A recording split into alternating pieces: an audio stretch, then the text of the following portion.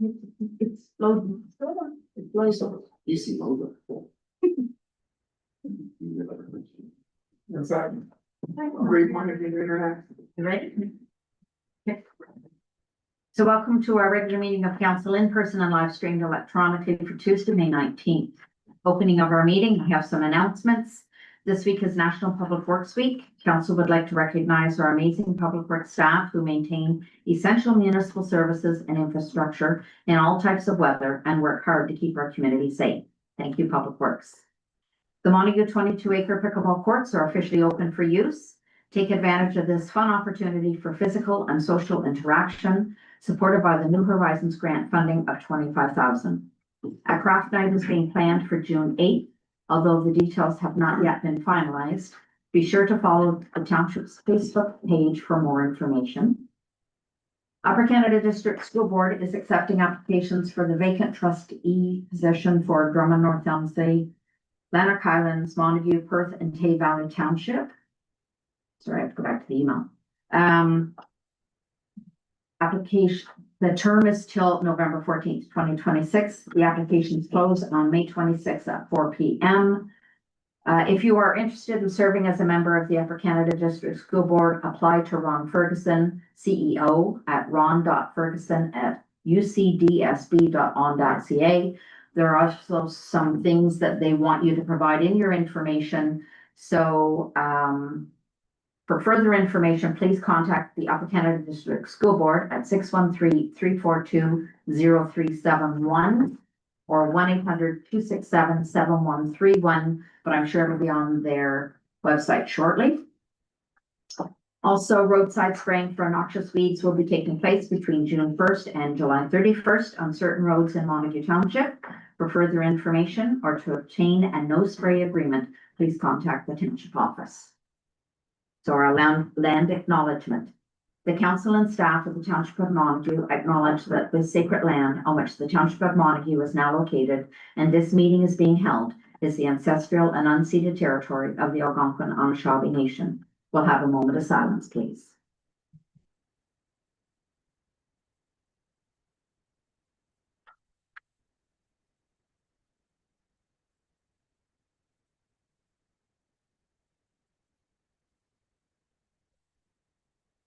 Thank you. So moved by Councillor Crabtree and seconded by Councillor Bass that the regular meeting of council agenda dated May 19th, 2026 be approved as amended to defer items 9A in camera session regarding roll number 0901 000 025 07603, request for payment plan for outstanding taxes, and 10A open session report for roll number 0901 000 025 07603, request for payment plan for outstanding taxes to June 2nd, 2026. All in favor? And that's carried. Disclosure of interest now at any point in time during the meeting. So moved by Councillor Bass and seconded by Councillor Johnson that the minutes from the regular meeting of council dated May 5th, 2026 be approved as presented this date. All in favor? And it's carried. Any business arising from our previous minutes? So we'll move on to our delegation. So Tim Woods, if you would kindly come up, please.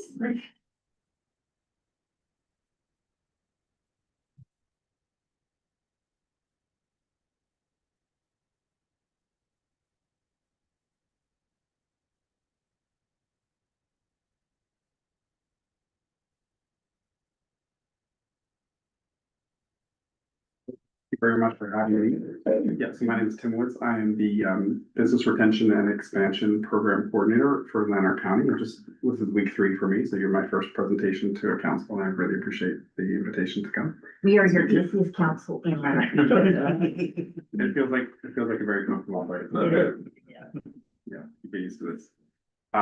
Yeah, so we'll get right into it. So the Business Retention and Expansion Program is all about what's based on this idea that the majority of new jobs that come from existing businesses. So somewhere between, the data says somewhere between 60% and 90% of new jobs are going to come from existing businesses. So this is an economic development program that we're running for 12 months. And it's all about, basically the short version is it's a survey, an in-person interview survey. We're gathering data about what businesses need and then turning that data into a strategy or an action plan to address the needs of businesses. So we can first and foremost stay in business and then also grow and hopefully create more jobs. So that's the short version of this. Business retention is also, as it says, lower cost and lower risk than business attraction. Business attraction is obviously also important, but this is sort of these days, this is when it comes to economic development, this is basically the kind of core idea. This is the foundation of kind of doing this right. It's taking care of the businesses that we already have, because other regions are looking to maybe poach some of our businesses, so we got to keep things good for them. And it's maybe difficult times for certain businesses, for a lot of businesses. So this is all about kind of taking care of them. So this is a data-driven process. As I said, it's all about gathering the real data on the needs of businesses. Part of it is hearing how business leaders themselves feel or how they express their needs, and then basically stepping up to try to provide for what they need. So I'll run through this really quickly. 5 minutes, I'll be done. So basically, it's a 4-step process. We're in stage 1 right now, which is preparation. So basically, this is all about making the decisions about what questions are kind of going in the survey, getting everybody, just like this. This is fantastic. Again, thank you very much for having me. This helps me out a lot to get the word out. So it's about recruiting and training volunteers. We're going to have, as I'll say later in the presentation, we're going to have a training day for community leaders who want to participate in sitting down with businesses. That'll be Friday, June 12th in the morning, just a couple of hours. So this is kind of getting ready for that training day, making people know about it. Just sort of getting started. Stage 2 is actually the getting right into doing the surveys. First, basically, we're trying to really hit the ground running and get people trained kind of early, so that for certain industries like tourism or agriculture, they may not be they may have some time now to sit down with people, but they're not going to have time. They're going to be busy, right? So it's okay if we don't get them to them until October or something, but it's nice to try to get some of those happens earlier. We're going to have data coming in. We're going to look at that data. So stage 3 is once we have all the data in, we'll start to process that data. I guess I should have said during stage 2 that we also look at red flags and green flags, we call them. So when we're having these conversations with business owners, we're really there. Mostly we're just taking down the data, not adjusting the wording at all, just hearing how they express their needs. But also we're looking to notice, there's a potential succession program problem here. They might say, actually, to be honest, we think it's only a couple of years. We probably just wind down the farm and no one really wants to take it over in the family. So we're looking for these kind of red flags where we can step in with support, and green flag like opportunities. So if you're doing any of these surveys, then you can feedback to me. There's no wrong entrance kind of thing. Like, you just get the information into the system somewhere and we'll chase it up. So then basically once we have all this data in, it's about turning that information into, as I said, an action plan. We're gonna have a data party basically in the beginning later in January. We'll sit down with all the data and we'll make sense of it, and we'll kind of figure out what it is that we can do and kind of parcel out different organizations will raise their hand to take part, different pieces of that. And next, please. And then basically from April 2027 onward, we'll be monitoring and tracking everything. And then and then beyond there, we'll just say the help that I would love to ask for now. I'd love to get some of you and also staff and also just other community leaders as volunteers to conduct these surveys. It works much better if they're in person, because it's primarily about gathering that data, but it's also about forming relationships so that these people know that they can reach out to you guys and other community leaders. They're heard. So it's not just about the data, even though it's primarily about that. Yeah, so if you can help us to get the word out, it's not too early to tell businesses about this. And I'll show you, I think on the next slide, I'll have my contact information, but I'm easy to find. I can leave have business cards. I can toss that at your desk if you want. But it's easy to find me. Yeah, and again, Friday, June 12th is the day to do training, just a couple hours in the morning, and there'll be snacks. And yeah,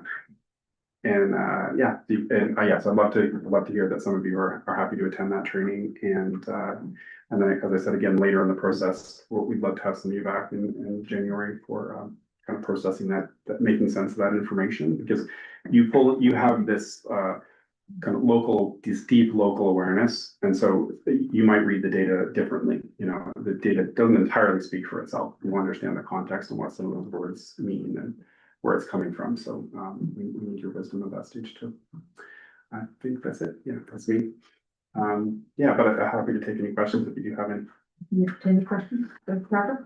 So when they're doing the survey, are you looking for what the challenges are, owning a small business or a medium-sized business? Yeah, so again, a lot of it's in the name there. It's like retention and expansion.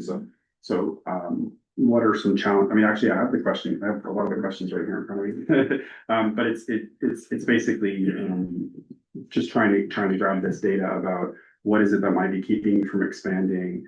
Are you planning on hiring more people? If not, why? Or having any kind of workforce issues? So we sort of drill down in different directions to just try to get at if there's something, you know, sometimes it's a bit like a coaching conversation, but it's not, it isn't, you know, not really, because again, it can't be much of a back and forth because the main thrust of the interview is just gathering that data. But we're trying to kind of go in a few different directions, phrasing the questions different ways so that they might realize, oh, actually, maybe there is an opportunity for us to expand here if we had access to cheap capital, which we could potentially help them with. Does that answer your question? Yeah, just one of the things too, it's Yeah. when you talk about a small business in this area, let's say across the river where my business is, Sure. it's about hiring people that live in the area. Mm-hmm. So let's say you're specialized, you're a bakery. When they shut down things like the school in Perth, things like that, it takes away from all of the people that we could have. So are you guys gonna be able to reach out and let it be known that education and training is the way that you actually can get retention and expand people's business? Because once they get into Ottawa, they don't come out here, you know, and to try to drive out here for 45 minutes an hour, people aren't gonna do that, especially with the way fuel is right now. But so will this be a vehicle for us to highlight that kind of stuff to the Ontario government, things like that? Absolutely, it serves as a tremendously valuable platform of data that if we legitimately truly hear this information from the business owners, we can point to it and say, okay, well, I mean, we've got great data. So again, a lot of this depends on the sufficiency of the data that we gather. You know, if we only interview 10 businesses, you know, it's less compelling, right? It's less of a strong case. So absolutely. I think a lot of the time these do come, the things that get highlighted are things like childcare issues or something, you know, all kinds of issues that may not be what we would predict. Many of them would be what we would predict people to say. Because obviously you're hearing these things already, but we'll have it in writing and you know, we're gonna respect the process and, you know, and really just report what people say, and then we can point to it as kind of justification for things down the line. So I would say absolutely. No, perfect, thank you. Yeah. But you're gonna say like, so this is great that we have Tim, it's somebody from the Economic Development Committee from the county too as well. We got a grant that we can go ahead and start this process and look at this, and that's where part of that discussion point is to look at the businesses in Leonard County, seeing how we can find their issues, find their problems, and help them grow, but also help them maybe connect. They don't realize where they can connect to other businesses. All of those things. There's a big beast that we could overturn that might be able to help our businesses in the county. And like Montague, obviously specifically, we have some small businesses that are probably trying to figure out how can they do that. These are the tickets now, or the pieces that we're trying to kind of help connect them, answer their questions, like Tim said, like if there's opportunities for them to grow and everything else and support that. that's the economic development side of it, that, you know, we go into the county for, that hopefully that they're gonna come back to give in. This is what Tim, so I got to meet Tim a couple weeks ago. And this this is exciting. We're excited. We were kind of starting the process too as well, at the county to say, hey, look, these are the kind of things that can be really impactful to our small township, because we don't have an economic development side of things that somebody like the towns do, but this is where like we can utilize something like this and some of the small businesses that we do have in our community. This is the time that they could definitely dive into it and help and it'd be helpful for them. So I think I think this is really a great opportunity. It's too bad you're on the wrong side of the river. Yeah. But, so he owns a bakery in Marrickville, so I'd say, but it's I think that it's one of those things where it's like with those connection pieces too as well. But I mean, I think there's also like, there's definitely an advantage to our partners too as well, that just, there's not a hard line saying, well, as soon as you leave Lanark, it's like, it's different, right? But I mean, there's a connecting piece thing that everybody do as well. So I think this is a really good opportunity for us to help our little small businesses too as well that we have in our township too as well. So. Yeah. So question, it says we'll provide more information to you to share in mid-June. Yeah, basically the idea is right after we do the training on the 12th, we can push sort of from Monday, basically. I originally said Monday and I thought, well, what if it's Tuesday? So that's basically when it's gonna be the 15th or 16th. We'll give you there'll be a press release going out and then also information that you can push through your social media. Okay, where will the training on June the 12th take place? That's actually at the county building in the Okay. council chambers. And then it says that you're looking to join the community leader interviewer team. I would gladly Thank you. volunteer for Great. Montague Township. Yeah, I great. checked the calendar to see I'm good. So I would definitely like to go Yeah, great, and then be able to reach out to our businesses in Montague Township. great. Thank you very much. Yeah. Yeah, if it is, best done in teams of 2. So if we can get, ideally, and it doesn't have to all be coming from council, but it could be senior staff or other, very active members of your community. Yeah, we'll get to you on it, don't worry. Yeah, thank you very much. Yeah, and yeah, I'd love to hear sort of who those people might be, and also even some of the businesses that we want to make sure we don't get missed. Yeah. We have a website that is coming up, that's I think already live, but I haven't actually had a chance to look at it. It just went live today. I said, please have it ready for when I do this presentation, but I didn't get a chance to actually click on it myself. So, so we'll have that for you to direct people to as well, to grab business names. Any other questions? No? That's awesome. Yeah, thank you very much for having me. Thank Thank you. Definitely, Yeah. That's good to hear. having a small business, there's so many times you just don't know where you can reach out to, who you network with, or just someone to listen to. Point you in. No, kudos. Really good. Thank you very much. So moved by Councillor Johnson and seconded by Deputy Reed Farrell, the presentation of Tim Woods, Lanark County Business Retention and Expansion Coordinator, be it accepted as information. All in favor? Yes.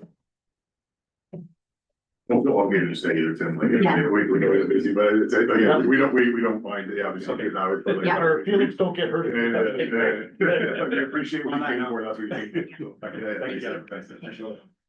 And so now we have our report of municipal officers at Haynes on the gravel road survey results. Thank you, Chair. Good evening, council. So report in front of you, to do with results from the survey. So once again, we used Survey Monkey to create this.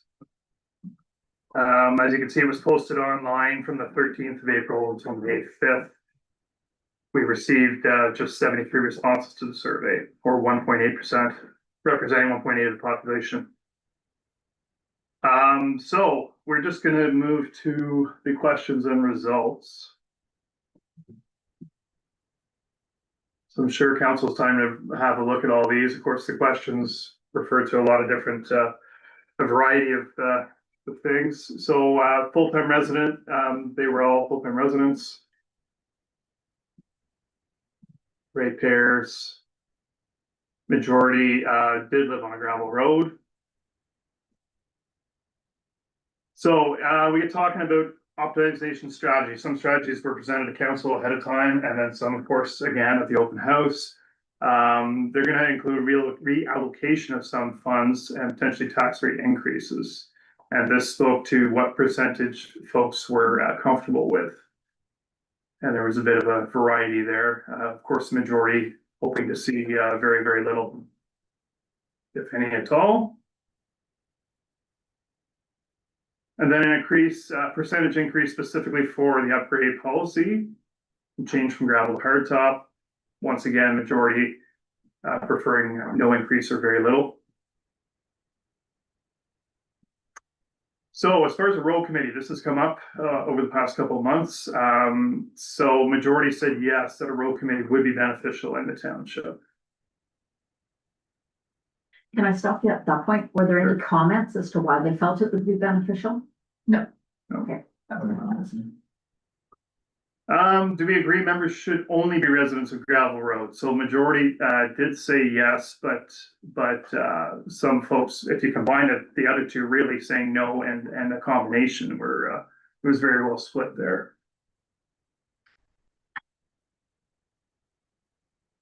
So this is interesting. So whether or not you should have specific qualifications to be on this committee.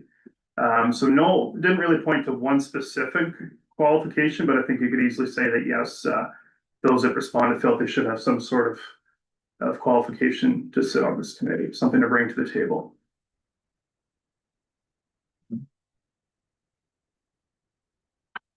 So again, you know, there seemed to be a split here. I think this would be, we'd get a better reflection here if we had a real defined role of what this committee was and what a member expectations of the membership were. So it's kind of hard to ask this, but the results are there, and you know, what the time commitment would be, et cetera, et cetera.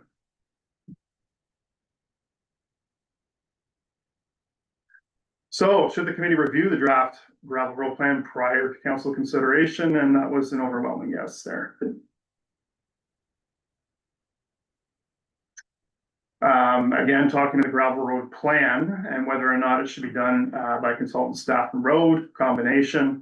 And the consultant staff and road committee was, of course, the overwhelming leader there.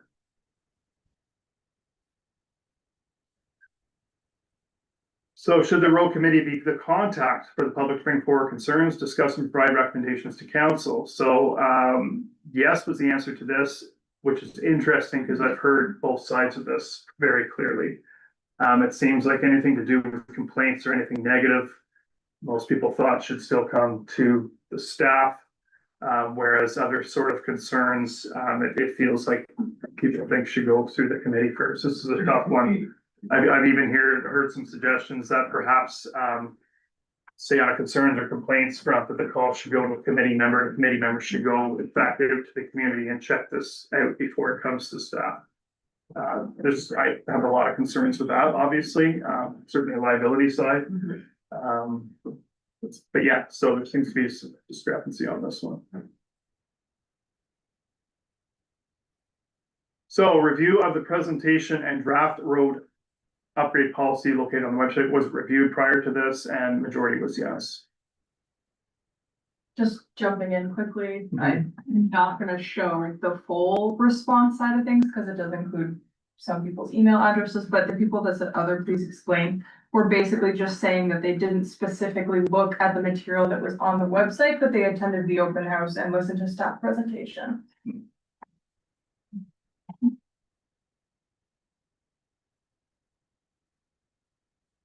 So this is the list of priorities as far as strategies that were presented to council. So as you can see, the scoring. Developing a road committee is still quite high. Private gravel road grant policy, I'm surprised to see that as high as it was in relation to all the other options there. Reducing speeds is quite high. Hiring a grader, really those top 4, 5, 6 even, they're all very, very close.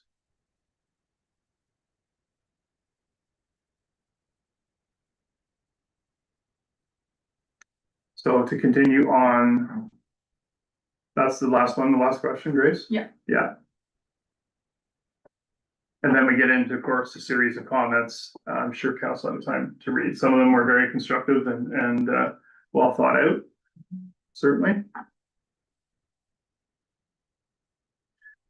So lots of information there, really coming back to options to council. It seems like even though the uptake to this was quite low, if you look at the population as a whole, forming some sort of gravel road committee does seem to score high, on this survey. So as an option to council, of course, we'd have to develop a terms of reference. What does this committee look like? What are the roles? What are the, sort of the requirements, expectations of these members? All these things need to be, developed. So as the option, does council move ahead to give direction for this committee? And then have the committee provide input on any gravel road needs plan, upgrade policies prior to staff making any further maintenance plans or changes? Do we go that route first? Option 2, could we have direct staff to proceed with developing the gravel road needs plan? Council, of course, must decide if this is developed by staff alone, with a consultant, committee, or combination. And of course, that would include updating all related bylaws. This study would be used along with road upgrade policy to determine any future upgrades and maintenance plans. Another option that was presented to council was to go ahead and use the upgrades. This is time sensitive as we're into maintenance gravel operations already. It started this week. Guthrie Road, as council is aware, is on that list. And one of the options was to use those funds allocated for that maintenance gravel to go ahead with the upgrades to Guthrie Road. So as far as the base and drainage, culverts, etc., prior to the surface upgrade 27, inclusive of lowering the speed limit and the appropriate signage. And then option 4, which has to be done regardless, is preparing the 2027 maintenance gravel tender. Sorry, can you bring that up, Grace? Yeah, with provisions for alternate gravel options. So speaking to other municipalities about this specifically, we had a road supervisor event last week, and they've looked at other gravel options. One municipality in particular has it written right in their tender. This is what they're using. Other municipalities are looking at the same type of aggregate, and now it's very limited supplier wise where you can get this stuff. And these suppliers are now starting to hold back. They see a value in it in other uses. So there could be sort of supply issues if we were to go that route. But of course, all that information would come in another report if we decide to go that way. As far as financial implications for all these options. So option 1 with the committee, funds required for staff time, of course, council members, our members even paid on this committee if something to be decided. And then the cost for the training and onboarding. You can't expect every committee member that comes on to have sort of that intimate knowledge of the whole road network in the township. So there is obviously going to be that onboarding and that training aspect ahead of time, so they can make decisions based on the township road network as a whole. Option 2, we're looking at staff time required to produce the documents, would be substantial. Obviously, we'd have to look at completing some of this outside regular hours. Current workload is already high as it is. Consulting costs as high as we know. We look back to the road needs study in 24. That was the fee at the time. And then again, funds for the committee members with their involvement here. As far as the Guthrie Road upgrades, this is the dollar amount that's allocated just for the maintenance gravel costs alone. Okay, that's just for the stone itself. It doesn't account for the staff time. Calcium's already been budgeted for, so that's in there regardless. So those funds we would allocate to doing the improvements ahead of time. So the only extra cost there, of course, would be for the signage. The posts are in place, so it'll just be a matter of changing the signs itself, so it'll be on the lower side of that. And no additional financial costs for the to put the tender together. Like I said, it's something that has to be done regardless, hopefully to be out by fall. Lots to think about there. Any questions? We'll open it up for comments, questions. The only first thing I want to chime in with the gravel side of things too as well. We explored that a couple of years ago too as well, looking at different aggregates too as well. I remember that was when Steve was here too as well. Sure. And it was discussed and looked at it and it was the same thing a couple of years ago where it was like the cost was to be higher. It was also hard to get that aggregate too as well. Right. So we didn't dive into it too far, but I think it would be interesting to do a full out tender and see if we can get it with the costs and everything else too. Like I think that's interesting, because that was not something that we went right out to and did. It was more Steve kind of doing the looking and saying, coming back saying like the cost is going to be like astronomically different and we're gonna not be able to get the gravel to be able to do the roads. Sure. Unless we absolutely double the budget to get the exact same amount of gravel for, so it'd be interesting to get like true hard numbers. So I think the To see if we idea, can actually get this or not to as well, because I was the other part of Right. it as well, it was like, this was not something that was feasible for us to get a few years ago when it was when it was loosely discussed, so it was like, okay, so we kind of said, okay, we wanna continue with the amount of gravel we're doing, because that's like, that was the goal back in 2020, is that, you know, we had $100,000 budget of gravel, and it was increased with efficiencies found in that budget year to bring it up to 200 and whatever it was, 220 or something like that, was that time, I think it was. Yeah, basically doubled it. So, and then that, once again, we also know that on that 4-year cycle, like that was, we're not even through 2 cycles yet of that too as well, which is tricky from that implementation of doing that. Mhm. So I think it'd be interesting to go that route for sure, to see what the options are, if there is a better gravel. I think that there was loosely discussed too as well, making sure that in that gravel part of it too as well, that we do our own tests too as well. Because we think we're getting the right gravel, but if those complaints out there are saying that it's a little greasier, a little bit dustier, is that a case that we're not getting what we actually have or not?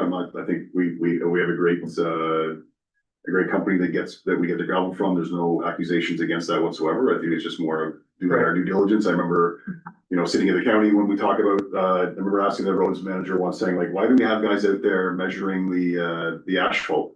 And he goes, we trust the companies we work with, but we want to make sure that the guys in the ground are putting the right amount of gravel or right amount of asphalt down. So we're out there making sure that it's being done. Right.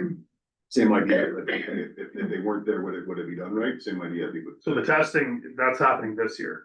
Like, We're we're gonna do doing that anyways. We're doing it regardless. We're gonna do it on the ground unless we're getting it. Correct. Yeah. What was the costing of that when we did that? Do you know what that is? It goes by sample, so it depends how many samples we do, right? So Okay. the contractor, it's right in the tender, the contractor has to provide it as well before, during and after.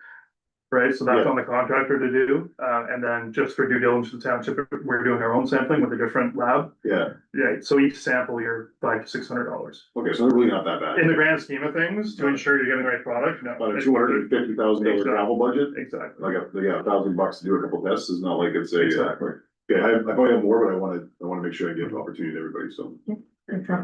So if you go to the roads committee, Yes, based on the survey questions and then all of those comments that I read through, at the end, they want a gravel roads committee, not a roads committee. correct. Okay. And then when they talk about that, when you start reading through some of the comments, they don't seem to want to be directly contacted. They want to be an oversight body. Is that the gist of what you're getting out of that, or? So in one of the slides, it says, does the committee want to be the contact for? Yeah, but just so that I'm more specific, there's a difference between being a contact person on a roads committee and a person taking complaints on a road.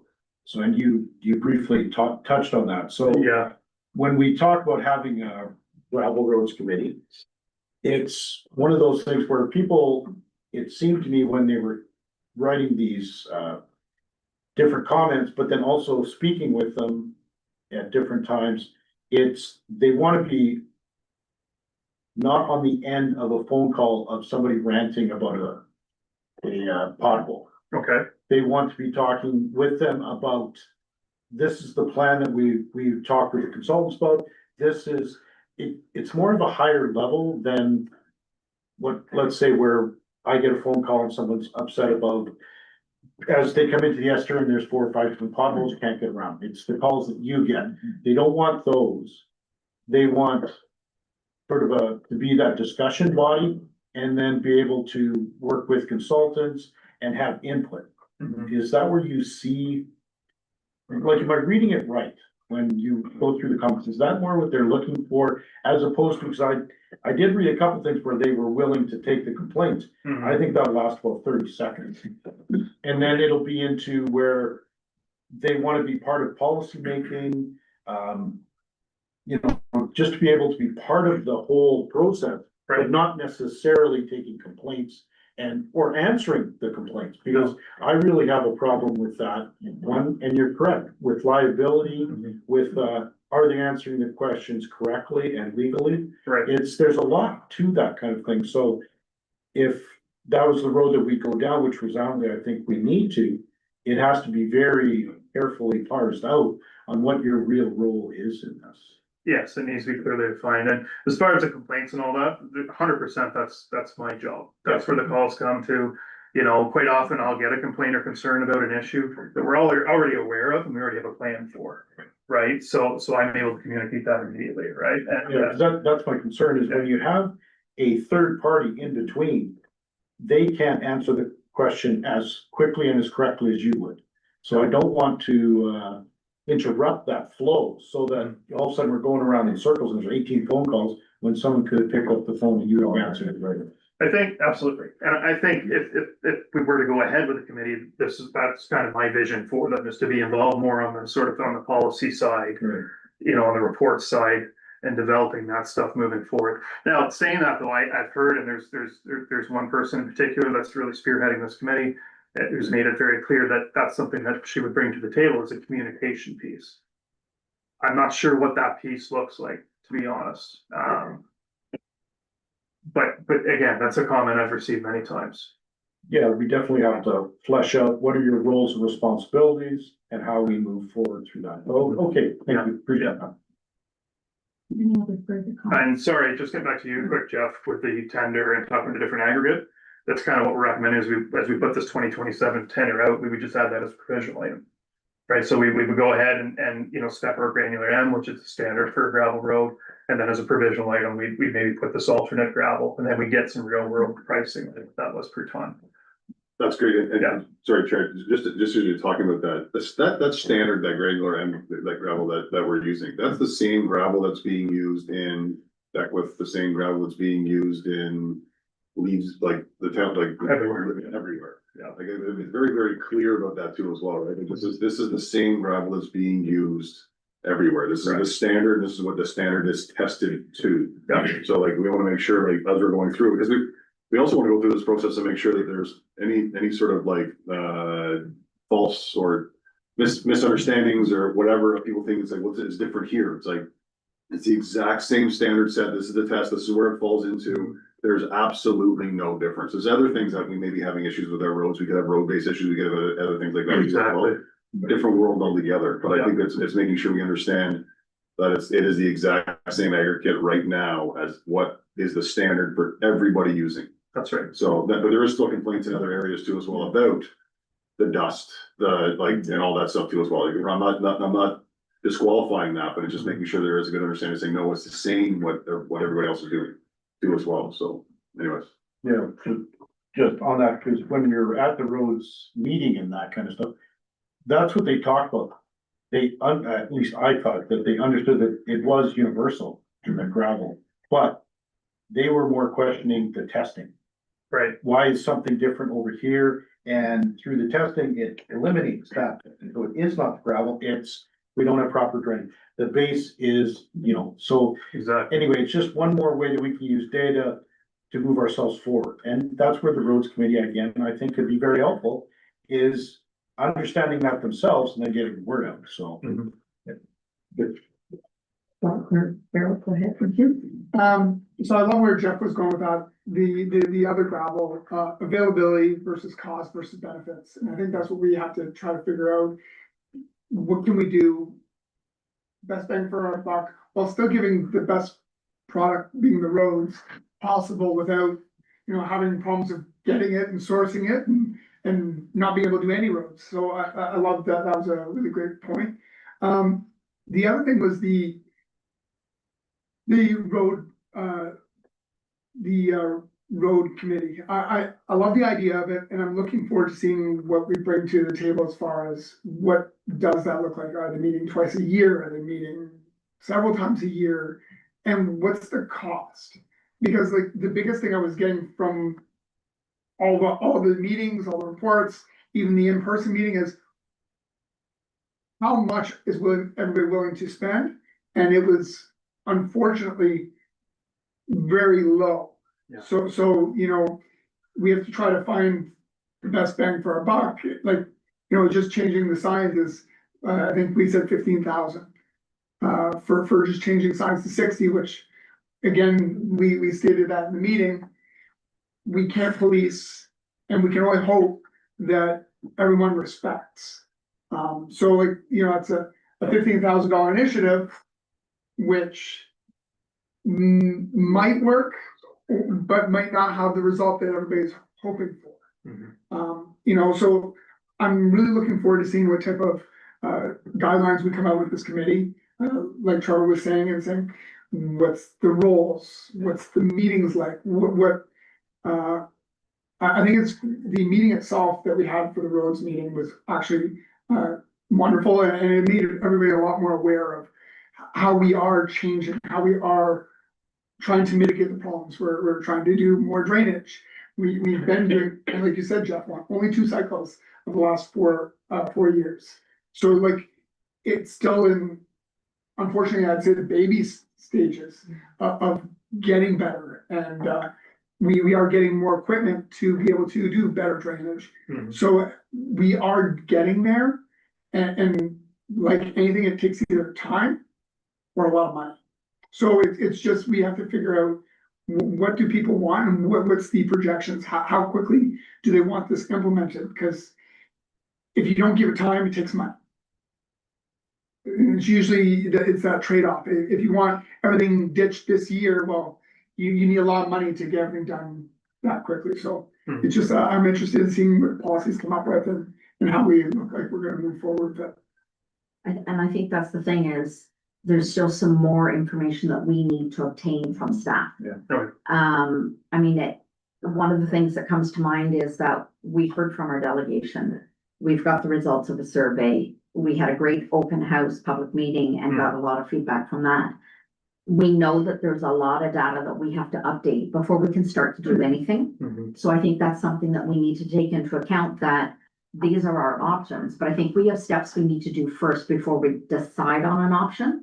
So I think it'd be best if we deferred and had it brought back with a little bit more information so that we have the correct steps in place, because to spend money when it turned out that that should have been maybe step 3 and we should have been focusing on step 1 and 2. I think there's still some more information that we need to obtain before we can make the decision. So I would like to take the report and then perhaps get a little bit more information about some of the steps that we need, because I think we need to look at those roads. We need to get the data. We need to know what we need to have before we get a consultant, before we have a committee formed and have terms of reference. If we don't have our data for all of that to start to flow. Yeah. Because if not, then it's like, we're still going to be starting after all of that. I think even with all of that, this information and all that put together, I think it comes back to the fact that we're working on old data on these gravel roads to begin with. That's right. Right? So even to bring all this back in a nice package, we still have old traffic counts. We still have, you know, the gravel road plan, maintenance plan we're on now in a 4-year cycle. I mean, I can see problems with it. Yeah. Okay, so there's updates that should be done to that. You know, certain roads don't need gravel every 4 years. Yeah. Some need it more frequently, right? So it's tough, but I guess my concern is, well, if we really, you know, we're getting feedback that we want a committee before policy changes, it's like, which way do we go first? Right? Yeah, so I agree with that. We definitely need more data in that, and it really needs from yourself to be leafed out more. Like, it's where, okay, why would this happen?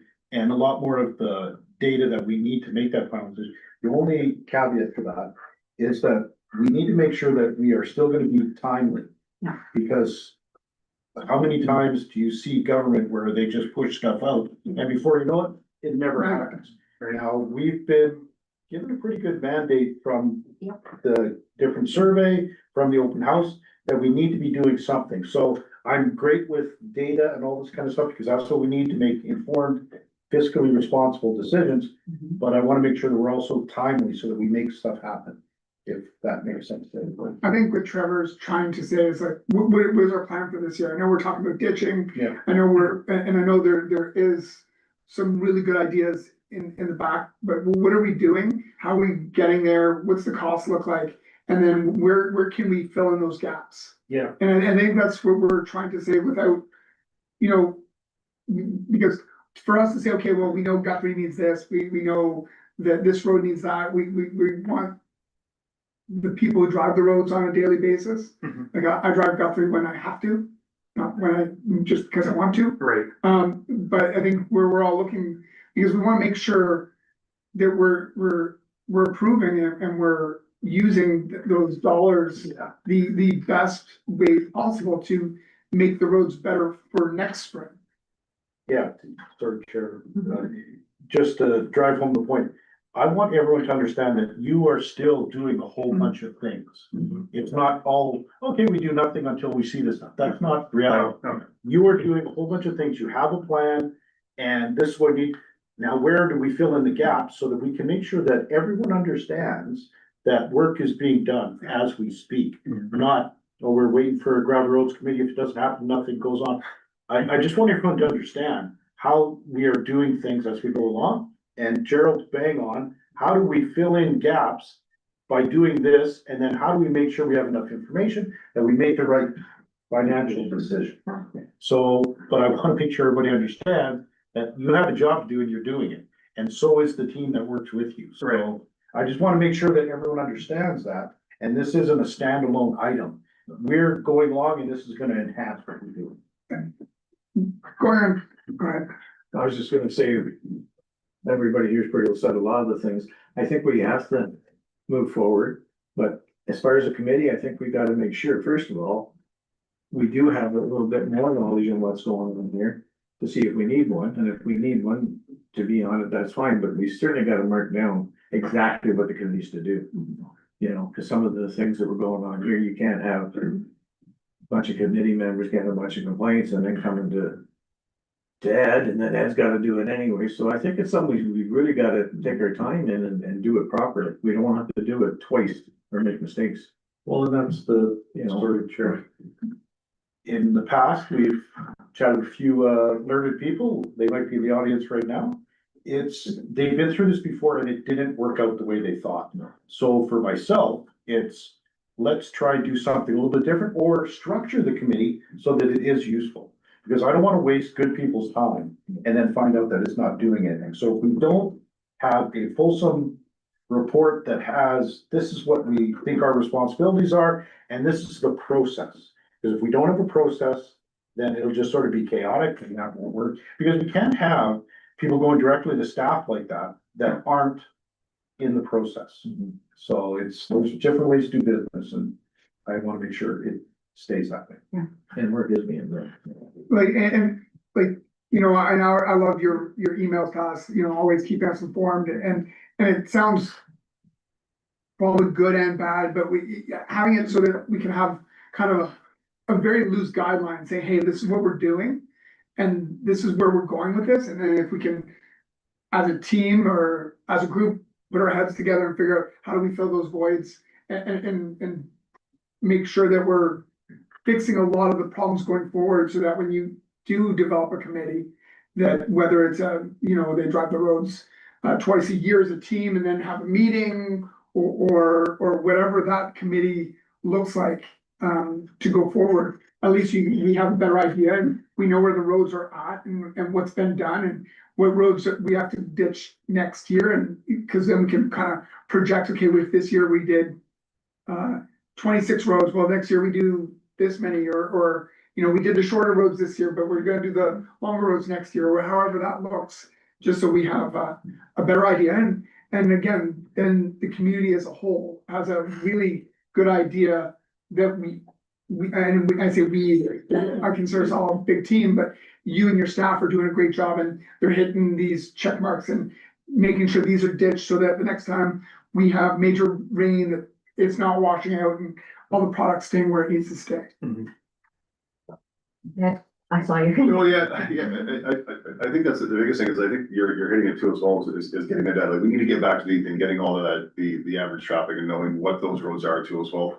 Is there roads out there that is showing a demand for an upgrade? But I think a lot of our roads are really just saying, what does that maintenance look like? Mhm. And I think like if we have our average traffic, I think it's a big part of the tool. And the other part too as well is when we're going through that process is is then starting to recognize those soft spots, those spots that are really bad, and it could be a drainage issue, could it be a spot that we dig up, and we did that on Montague Boundary Road a few years ago. We had a few different road projects that we did where we dug those roads up because they were always just a slush pile when they're, and we put down that geotech stuff, we put down the other stuff in order to make sure that, and we noticed a difference in Montague Boundary and some of those spots, those are the ones that were like absolute like mush piles. Mhm. And like, those are the strategic approaches, like, and we're talking about Guthrie, which I think is interesting about saying, well, we're gonna fix the issues that are the drainage issues, then we can put down a hard top. Well, I wonder if it's one of those questions where if we're fixing that issue, then that road is not gonna be as soft, and it's gonna be a decent dirt road for the amount of traffic that it sees. So maybe it doesn't necessarily need the tar and chip. It's fixing that specific issue. Like, the unfortunate side of Montague is that I made the joke earlier, we live on waterfront property. I mean, we're a very swampy area, we're a very wet area. And it's like, we have to find ways to move water differently than what other municipalities have to do. It's not an excuse. It's not making an excuse of what it is. It's recognizing what we have and how we're gonna deal with it. I think when you recognize what you have, that's how you deal with the problem. It's not making an excuse about it. It's just recognizing it. Mhm. So I think, and maybe that's one of those things when we go through that consultant and the staff, and everything else, saying, where are the parts of the road? Because I mean, when you go down the gravel road, there's certain parts that blow up super fast, and there's other parts of the road that don't blow up as fast. Well, you have a drier spot, then you get to that spot that needs those kind of things. And I think those are the directions that we need to go. The roads committee, the nice thing about a roads committee is like, I mean, our guys are also, and I think that's one of those things, like, when the guys know where they're out there, they're out on the roads driving around. I think we ought to make sure that they recognize that. It's like, there's that question, is our roads crew out driving the roads? They're out driving the roads and checking them out and looking to see what the problems are, everything else. They're navigating, what they can do, but a roads committee can gives that, especially people that live on the gravel road, can give that first eye view of saying, this is a spot here that is always blowing up. This is the spot that I notice that always blows up first. And giving those pieces that can be a very useful tool. That's where I see the roads committee kind of coming from, is recognizing and helping and being that another sort of like boots in the ground and pieces that can help filter, saying, these are the spots that we need to work on, that might be able to feed into the consultant, feed into the staff report and everything else. That's where we need to be looking at, I think, with a lot of the roads. And once again, to circle back to what Gerald said too as well, like, I think it's a great point. We're diving into it. We're not sitting and doing nothing. Like, there has been things over the years. We've increased the gravel budget. We've increased the staff member to look at how we can do more ditching. The cutting back of those trees in order to get the sunlight into dry, like the understanding, we did that big thing on Pinery Road. People didn't like it, but the idea behind it was obviously to dry up that road faster. Those are all things that have been, it's being attacked over the years in order to make sure that those steps are there. Time, you brought it up perfectly. Time is that key, and those are those things that are being done. We're not quite through the second cycle yet. It's all those things, but also, we don't want to, I think we're a council and a staff that have proven that we don't sit in our hands, we get stuff done. You look over there, you look over there, you look down the road. We also upgraded the back end of Code because it made sense, because it was Code Road was a half tar and chip, and the back end was a gravel road, and it was blowing up because all the people that cut through traffic and the traffic volume supported, the numbers supported that should have been upgraded, so we did that. And it's made a difference. So I think those are like, we are moving forward. And these are the opportunities that we can do it. The committee is a tough one because we had a committee before and it came together. The feedback from, like, I think exactly from like previous people that were on the committee saying, after we got the committee, we realized the information, we went through everything. There was only so much that we could do, and the committee dissolved. So like, if this is what people want, I mean, like, listen, we'll listen to you, but I mean, but we also want to make sure, we want to be cognizant of making sure that it's not slowing us down, because we are trying to move forward. So, so I think you're talking about deferring, and I agree with that information. I guess, what are we looking for in that sense then? Are we trying to make sure that we're getting ready with our average traffic, side of things? I think that's it. We need to have some data first about the traffic counts and the roads and the priorities on the numbering of the roads and what exactly for ditching, et cetera, that we've been doing and what next step.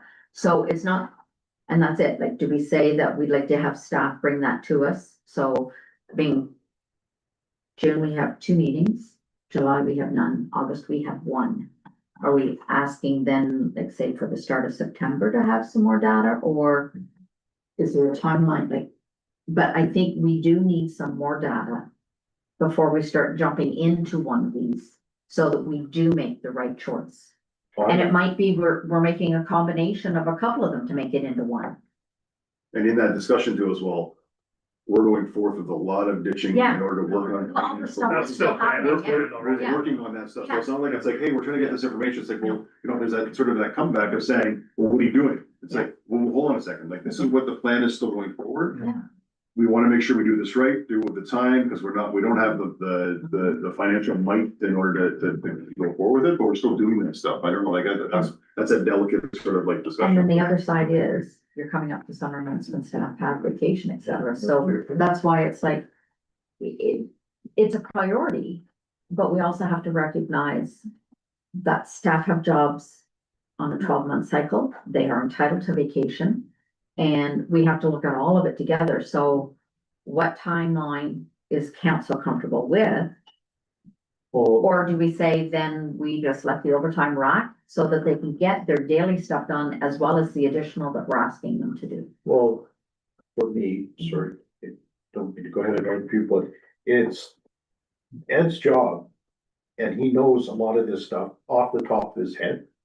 So for me, I would like a graduated report where, okay, tell us about the ditching, because I'd like to hear information throughout June.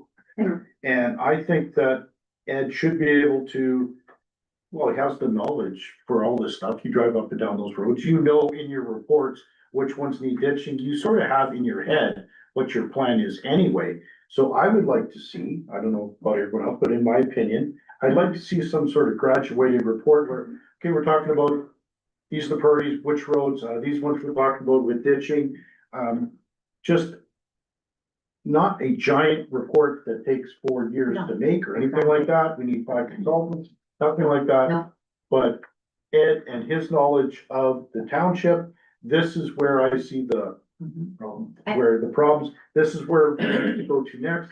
This is what we're already doing in parallel. So just something like that. It doesn't have to be 87 pages or anything like that, but just in the next 2 meetings, I would like to see something brought forward in each one of the meetings. So that makes And then sense. maybe also too, because we have the counters, the Mhm. black boxes, that we keep But we can start that right away. getting the Yeah. data for that and getting them on some of these. We have how many, sorry, just to say, we have 2 black cats and we have 1. Radar, speed sign, right? We have 2 of those. We have 2 of those, we have Yeah. 4 in total, right? That's correct. So we can start moving those around. Yeah. And, you know, there are those questions of people saying, you know, I want it there for my speed, the speed control, but really what we need right now is as much data as possible. But also the speed data is gonna be huge. I think people will be very surprised of the actual Yes, speed, exactly. the actual speeds of their roads. 'Cause we talked about the sign stuff. We went through this for the other roads before. I think it'd be really interesting to see what the actual speeds are of our roads. Sorry, Joe, I was gonna say. No, I agree with what you were saying, and that's what we were both, I think, Yeah. hinting at, is like getting that information, know what's going on, and give everybody a better idea. Now, the other thing is, everybody seemed to really hit that, they wanted the speed reduction. So do we maybe go forward on that, because it's a lower cost item? Like, I understand, and I'm probably the biggest pessimist on the fact that it's going to actually mediate any of the issues, but it would be a sign that they can say that we're making that effort, that we can try to, on the off chance if a police officer's there, force it. You know, you understand what I'm saying, Jeff, and it's just, because I know it was one of the biggest ticket items that everybody said, reduce the speed, reduce the speed, reduce the speed, so, cause all those non-posted areas are 80 kilometers an hour, and like, again, I live in a posted 50, and I can tell you that that doesn't mean anything. So is that a low enough cost item that would be worth looking at? To say that maybe we're doing something towards what everyone wanted. And then everything else would be worked on in the background.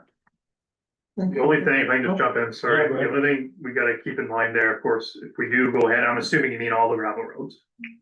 So that's why I was asking, cause you had in there a $10,000-15,000 Yeah, markup. Now that's, and I am assuming that was for all of them. correct. If that's not for all of them, then this is not a conversation. No, that would be for all, but the only thing to keep in mind, of course, we then have to update our policies to reflect that, which is fine, that's part of it. Yeah. But then again, it may, depending on the new traffic counts, change classification of road as well.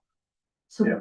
Which, to be honest, is not gonna change our maintenance standards No, regardless. no, I think So, for the most part, it's gonna keep everything standard status quo. Yes. The only thing is, people that are currently driving 80 will, in theory, if they respect the speed limit, Mhm. have to slow down.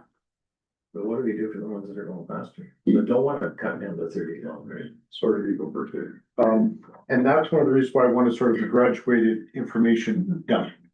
It's, okay, get those black cat, and pick a couple of those roads, and over the course of a couple of weeks, come back to us and go, you know what, everybody drives 60. You know what I mean? Yeah, And because I'd like to just have some data for that, because if it is a nice little quick hitter, yeah, let's do it, because a lot of people say that we should. So if they're paying the taxes, then let's look at that. But I'd love to have exactly what you're saying with data. If we had a couple of those and you go, wow, everyone is doing 90. Okay, well, you know what? Let's put, and let's call up the OPP who we pay $10,000, dude. Say, why don't you set one of your little, I don't know, get your ATV out, get the speed down and, and hit something like this. But at least we could turn to people and say, yeah, everyone's doing 60. Mhm. And I'd love to be able to do that. And I think that's something we can do quickly, because I think we need to also, I hate to drive this point home, we gotta be doing stuff. We gotta keep moving forward. We had a great meeting, we had a great survey, and there's lots of small things, but we need to keep on moving forward. So, that's it. I think exactly, like, and I think the data first is a key to the traffic to know what the actual speed is. Yeah. And then I think it'd be interesting, more interesting to then start to, say, you know what, let's change it on that road. And then we'll do some black catting on that too as well, and see if it made any marginal difference too as well, because I'd love to see the data of two parallel roads of Ferguson, Tetlock and Kelly Jordan. Mhm. One has been changed to 50 and one is not. I love to see the data on those two roads, because that's a great example. They're the exact same road. What's that? they're hard tops, so we're not. No, what I'm getting at though, it's not about the hardtop side of it though, it's the point of the speed. Is that this one has been reduced to 50 and this one is an unmarked, so it's 80. I'd love to see the data on those roads of the speed to see if there's a marginal difference, because you're literally taking two roads that are the exact same. And has it made a difference showing those posted signs that it actually changed the behaviors of the people too as well? So I'd love to see that, like, and once again, getting that data, filtering in. We don't need to wait until all the roads have been done. Yeah. It's like filtering in the information as it comes, and as we're compiling it and going, you know what, and then maybe there's a quick hitter going, virtual road, everybody's going 90, we gotta fix that, or Yeah. original road, there's something we can do a quick hitter on, but you're not doing a quick hitter when you don't have the data. Yeah. So like so I think we need to start that process, if we can start that like tomorrow. So I've got signs out right now. I mean, I get residents inquire all the time at this meeting. It's probably one of the most common things I hear about speed complaints. So where are our black cats and our radar things right now? So one in Ferguson Tetlock right now, Yeah, and one on Rosedale North. so we gotta get two that are not. So then I have the other two that aren't out, they'll go on the gravel, Yep. hopefully tomorrow. And we'll get it out, and we can move So that. I did a study, I had a resident on Birchall, who's, very adamant that it's speeding issues there, and same thing, I put them out. I usually do about a 2-week window, produces a report, and then I'll provide it to the resident, and it shows numbers. And in fact, on that one section of Birchall, the average speed was 61 kilometers an hour. Yeah. Right, so a lot of it's perception as well. If your home's really close to the road, people feel, people are speeding, and perhaps they're not. In this case, they certainly were not. But it'd be a great thing to show, one, you are doing something immediately Mhm. and you're reporting back. So it just shows everyone that we're doing our due diligence. And then now we're reporting back, and now we're gonna make sure everybody understands it based on data. Progress. Yeah. That's, And that's the thing, we need to be making progress, because we have a lot of people that wanted us to do something, and we have to do something. Yeah. So I'm all for, But if we can do it in a graduated manner and you're showing data and we're moving along, because we can't really wait till September. And I agree, everybody's supposed to get holidays and they deserve them, but we also have to make sure that all the people who asked us to do something, see that we are doing something. So is that our sort of forward direction now is looking at graduated sort of information coming through so we can start to filter through it. But where are we going with the roads committee though? I guess is the big question. Like, what are we saying?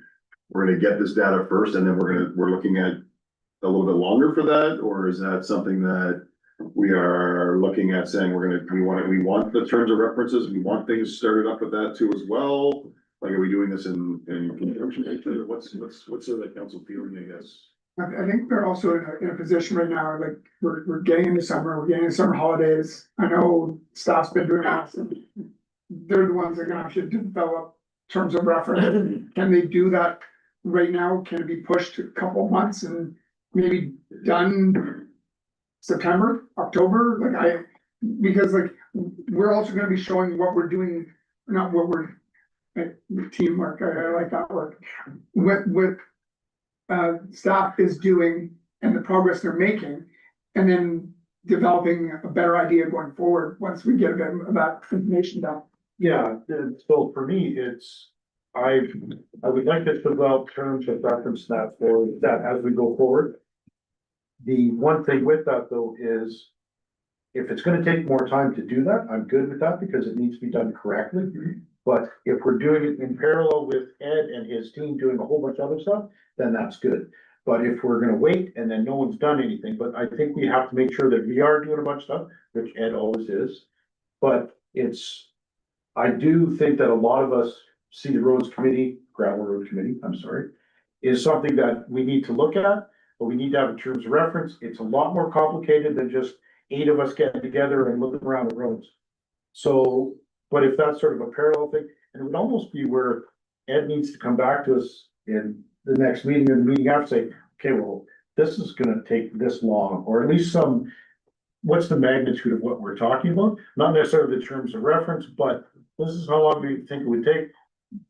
This other township has this, and it took them 6 months to figure this out, or something like that. Just so we have something that we can discuss and keep everything, because I just want to be sure that we're keeping everything moving forward, and we're not just all of a sudden gonna go dark for the summer.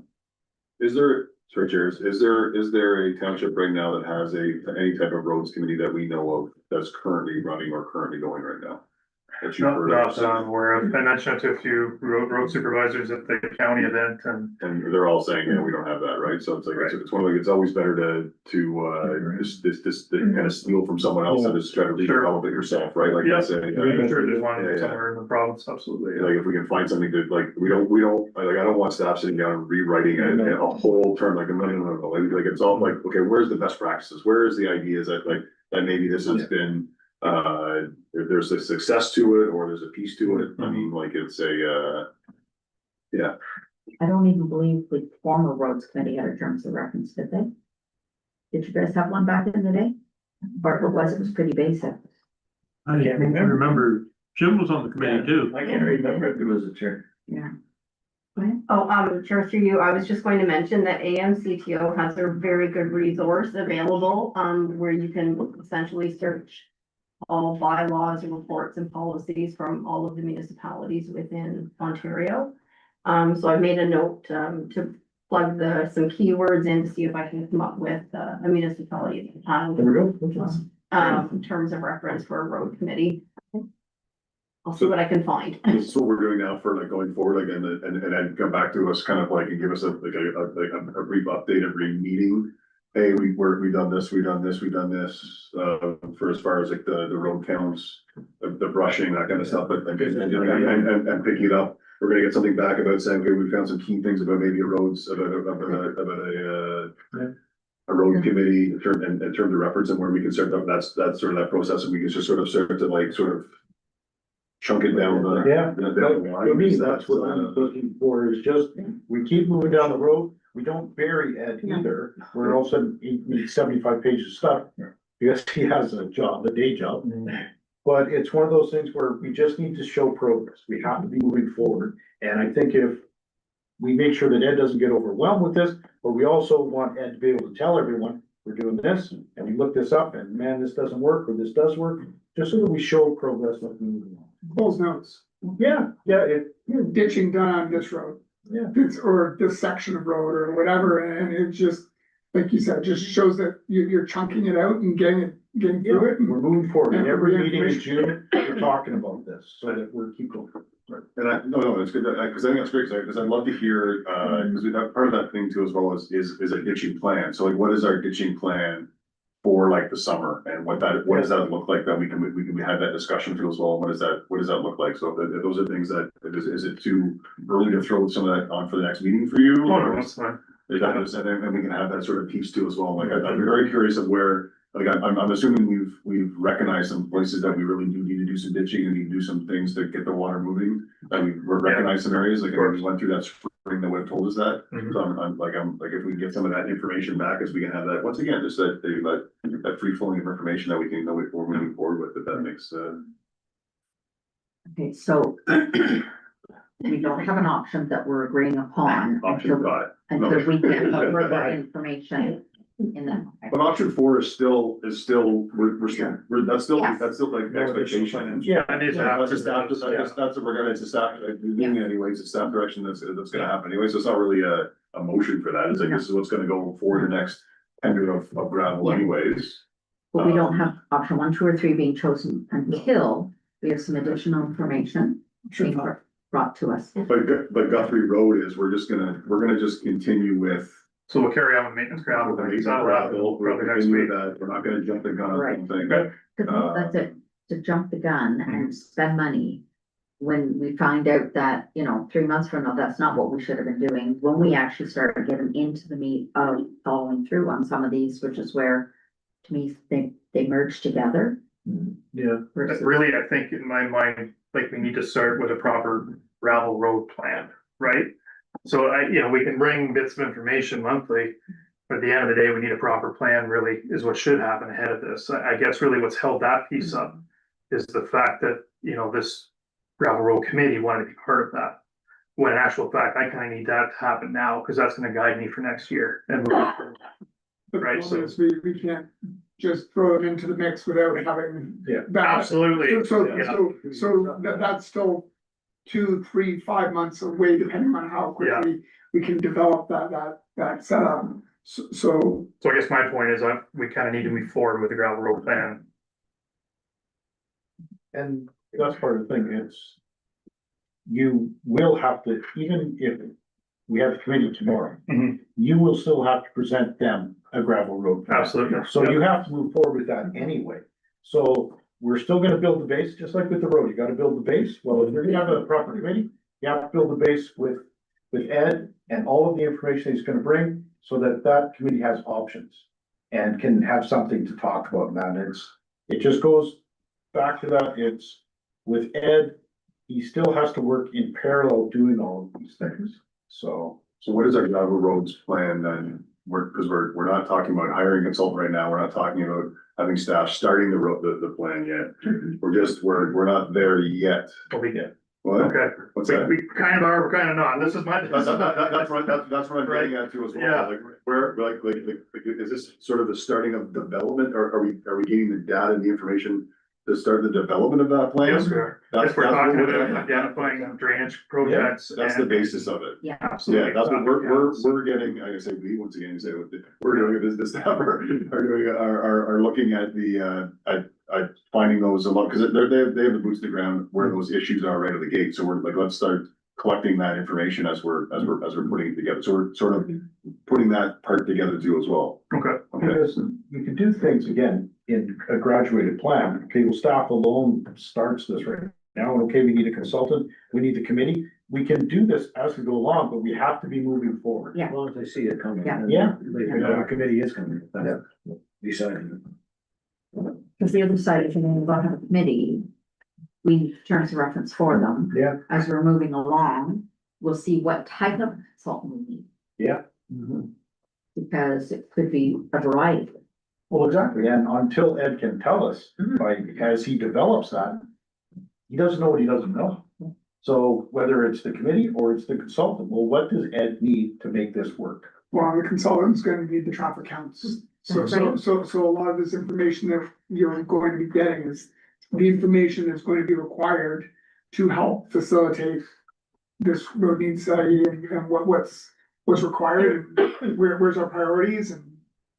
Yeah, cause they're gonna need like an understanding of that long-term piece, because like, once again, like a consultant coming and driving our roads once and going, okay, this is what they need. It's Yeah. like, yeah, but you didn't see it where they blew up in April, like, so you didn't see that part. So like that's what we need to have a plan for. What does it look like to fix those areas where like we have the And that's people what that, staff. we have the people that know that. So like, it's like, where, what does that look like? So I think that's all right.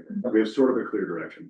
Here's But they're on the roads, right? Get started on all kinds of different stuff and then report back. I think the conversation, we're keeping the conversation going through Yes. that process, Yeah. and then we get to a point where it's like, okay, now we're ready for a consultant, or we come together with the information that we don't need the consultant because staff have put together enough. We're gonna hit a crossroads eventually that's gonna say, okay, now we're at this point where we need to do this. Mhm. Cause we have the information, we have the data, we have the stuff.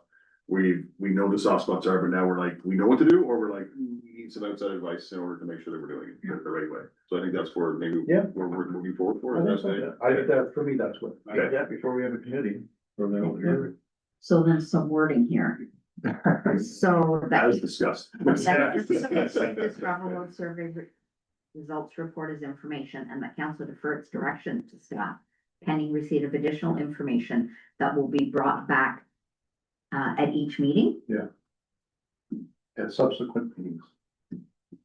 Nice. It felt like- It's not like- And Like you, I was talking here. and eventually get payback for all that university time.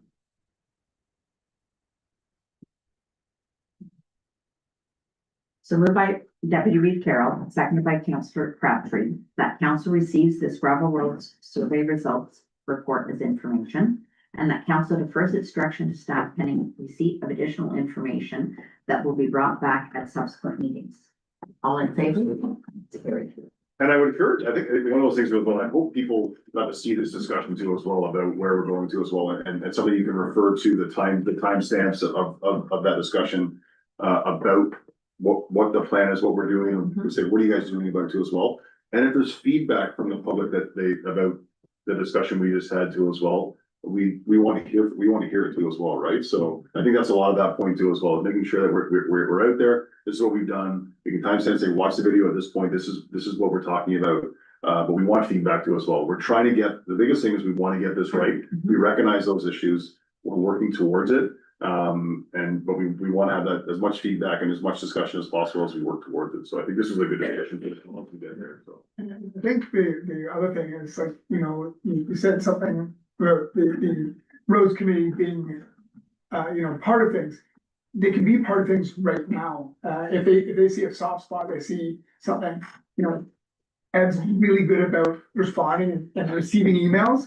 But like, it doesn't have to be something that's attacking them. It can literally just say, hey, by the way, just noticing due to the last rainstorm, it was a little soft in, this area of Guthrie or whatever, and that information would be great going forward to, ditching and all that other stuff, so that we can find those spots that you might not see on a dry Tuesday, but they see on a wet Wednesday.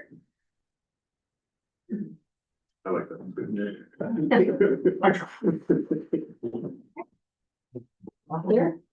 That's my. Absolutely, yeah. Thanks, Ed. That was, Thank you. yeah. Yeah, thanks, Ed. So moved by Councillor Crabtree, seconded by Councillor Bass, that council approve the minutes of the committee of the whole meeting dated May 5th, 2026, and the recommendations contained within. All in favor? That's carried.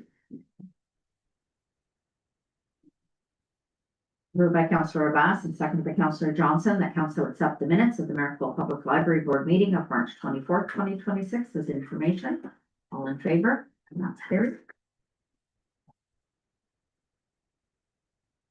Bylaws, to speak no petitions, so moved by Councillor Johnson, seconded by Deputy Reed Carroll, that bylaw 4216-2026 being a bylaw to authorize the imposition of a special charge under the Better Homes Leonard program for 7390 Roger Stevens Drive be read a first, second, and third time and passed signed and sealed this 19th day of May 2026. All in favor? That's carried, thank you. Action items. Email from Town of Smith Falls, request for steering committee participation. Okay. Want to speak to this? Perfect. Okay. So on May the 8th, staff received an email from the Director of Community Services for the Town of Smith Falls.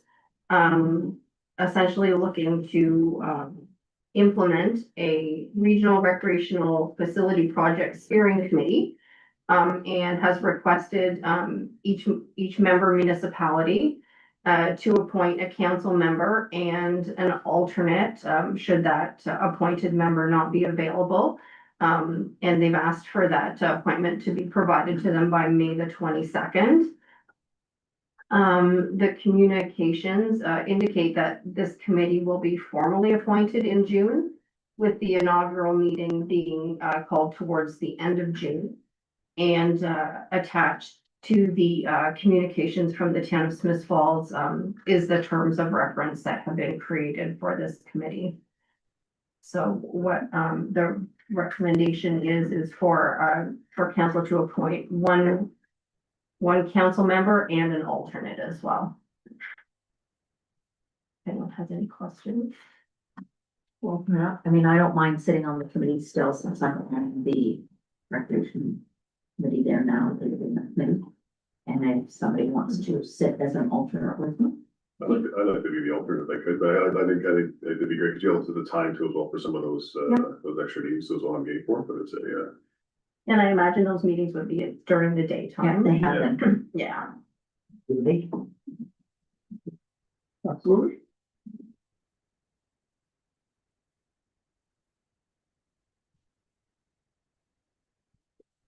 this is something that'll go Yeah. well into the next, Yeah. and like after everything, I think like, we're gonna get started and maybe the election, we'll see where, it goes, right? But I mean, it's a, I think even when they were talking about it, they were talking about it having maybe some issues because of it being during the election. yeah. That's what I saw them talk about in the fall, so, you know, now like they'll really get into the full swing of things before it kind of gets Okay.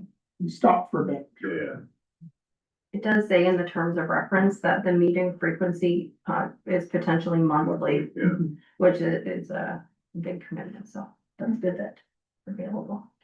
So moved by Deputy Reeve Farrell and second by Councillor Crabtree, that council appoint Karen Jennings Reeve to sit on the Regional Recreation Facility Steering Committee, with Jeff Carroll, Deputy Reeve, being appointed as an alternate member. All in favor? Carried.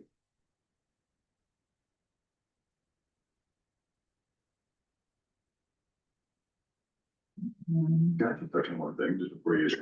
I just like I said, I didn't bring this up before the meeting, but it is just about the emergency preparedness. And I just want to like shout out to Miles, because Miles, we have a letter that's stating that to us well, just about, you know, we hit all 13 points. We did everything really good. I know Miles takes this very, very seriously. When he does it, pulls people in, he does the whole emergency side of things too as well. Like he is really, really prepared. So it's good to, it's great when we get acknowledged that, hey, you checked all the boxes, you did everything to do. I'm sure Miles went over and above of what is a requirement, when I heard when we do the emergency preparedness things, but I think it's a great shout out to Miles to say, once again, nailing this and making sure that if we have a disaster coming up, that we are prepared. So just want to shout out to that, or probably say it before the meeting, so. Exactly. Thank you. So do we have questions of our audience? Tom? Yeah, when you're talking about the roads and you're talking about putting the black cats out. Now, if you find on one of the roads you really have a speeding problem. If you call up the OPP to put their radar out there, from the fines that get charged out, does Montague get enough back to offset the cost that it's costing you extra for the extra time the OPP are in the township? Well, our treasurer's not here, but I'll say no.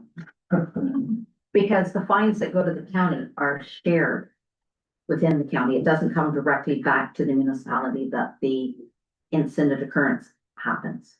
And the other part of it is, if the black cats find that one of the roads, the speed limit's at 60 and everybody's traveling 80, are you gonna just tell Ed to, or the town, or the staff to go ahead, call the OPP and set a radar trap on that road right away?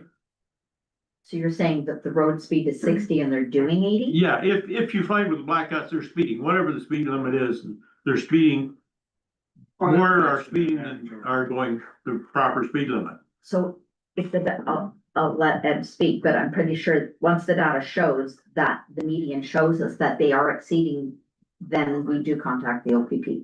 But that's where the data has to, that's produced, has to show they're speeding, because a lot of the times the data shows they're Oh, not. yeah, that's what But I'm yeah, saying, but no. after you get the data from the black cats. Yeah. That's when, in the past, it's always been that once our public works manager has that data and it shows they're speeding, then we reach out to the OPP and say, we have the data to show you, because they do ask for it, that they will then put a cruiser to do the monitoring of the speeding.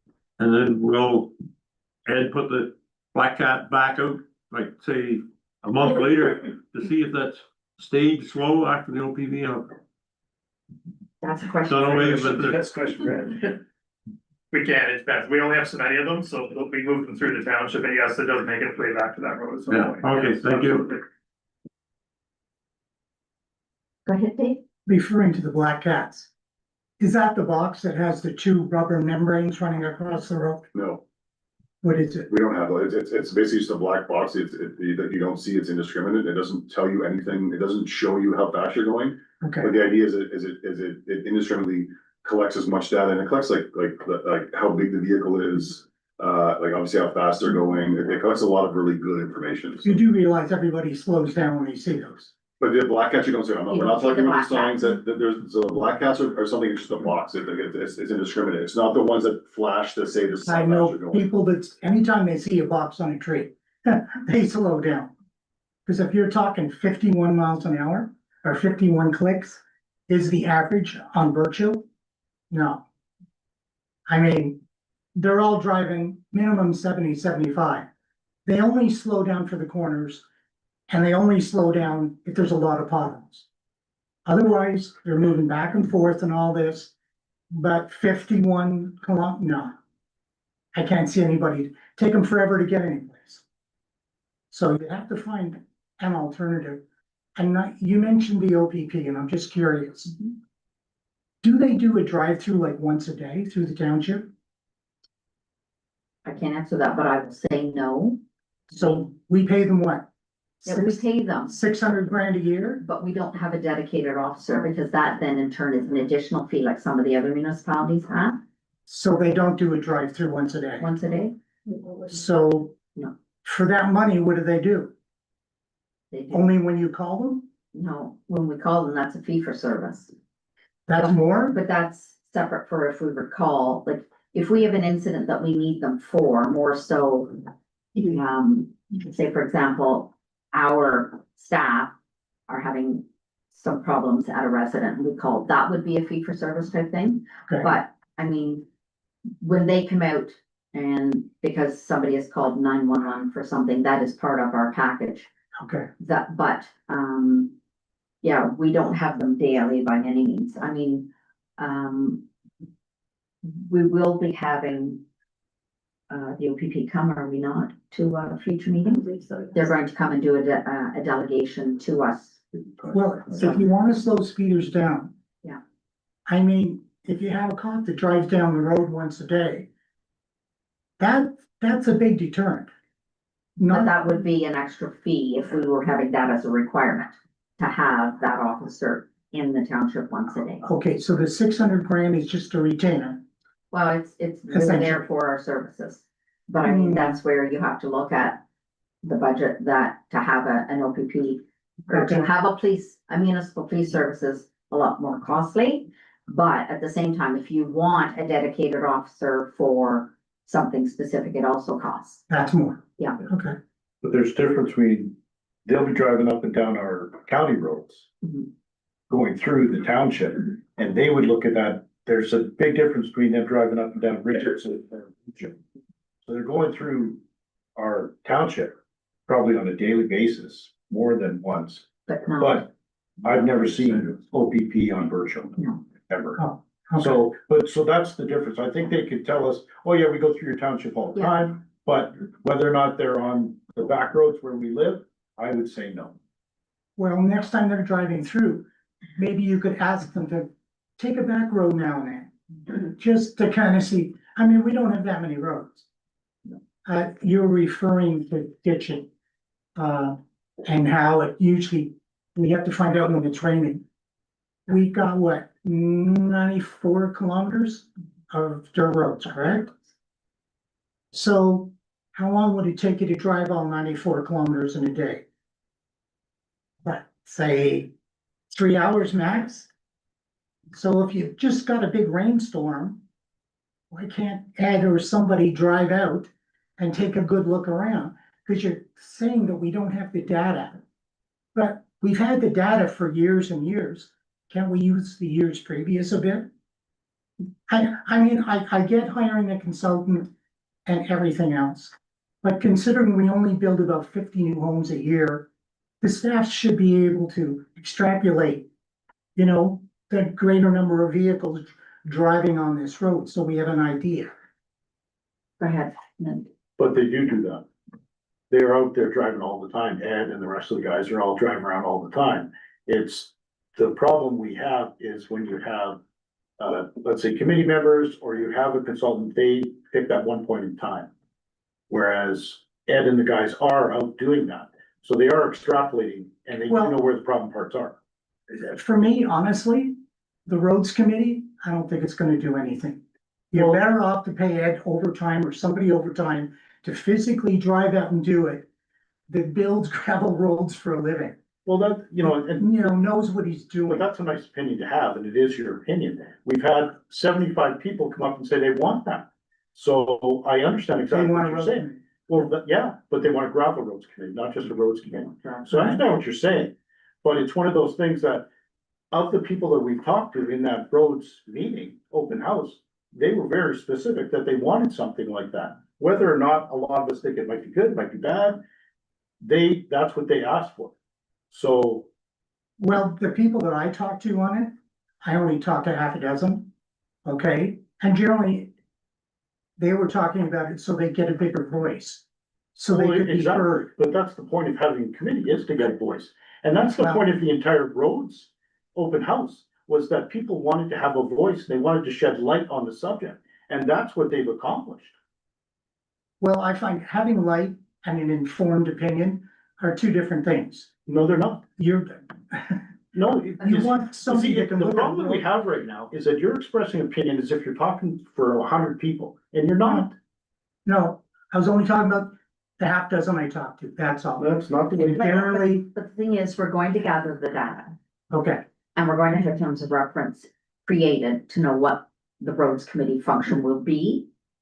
And then we'll be able to move forward on that. So we may start a roads committee. Correct. And a year from now, it may be found that they in turn as well say, you know what? We're not, it's not worthwhile for us to be having a commitment for what's happening, because they will then in turn see that with everything that we've put in place for a plan and how we are moving forward with it, their function is no longer required. And Dave, just, that's why, us being a really open council, we do put out everything for surveys and open houses. It's to, so that we as council don't dictate what we think is right. We're The you thing is, do, I mean, we are being open and transparent. being open and transparent, and hopefully that they put their perspective out, and then we use the information that we have. So in this case, we had 75 votes. And unfortunately, it's a small margin that actually voted on it, but it's the only real data that we have to go forward on, is the information that the community puts out to us. So we go off of that information that's provided, and we try to make the best decisions based on that information, the information the staff brings back to council. And I'll ask, is there any questions off the, no? One online. Okay.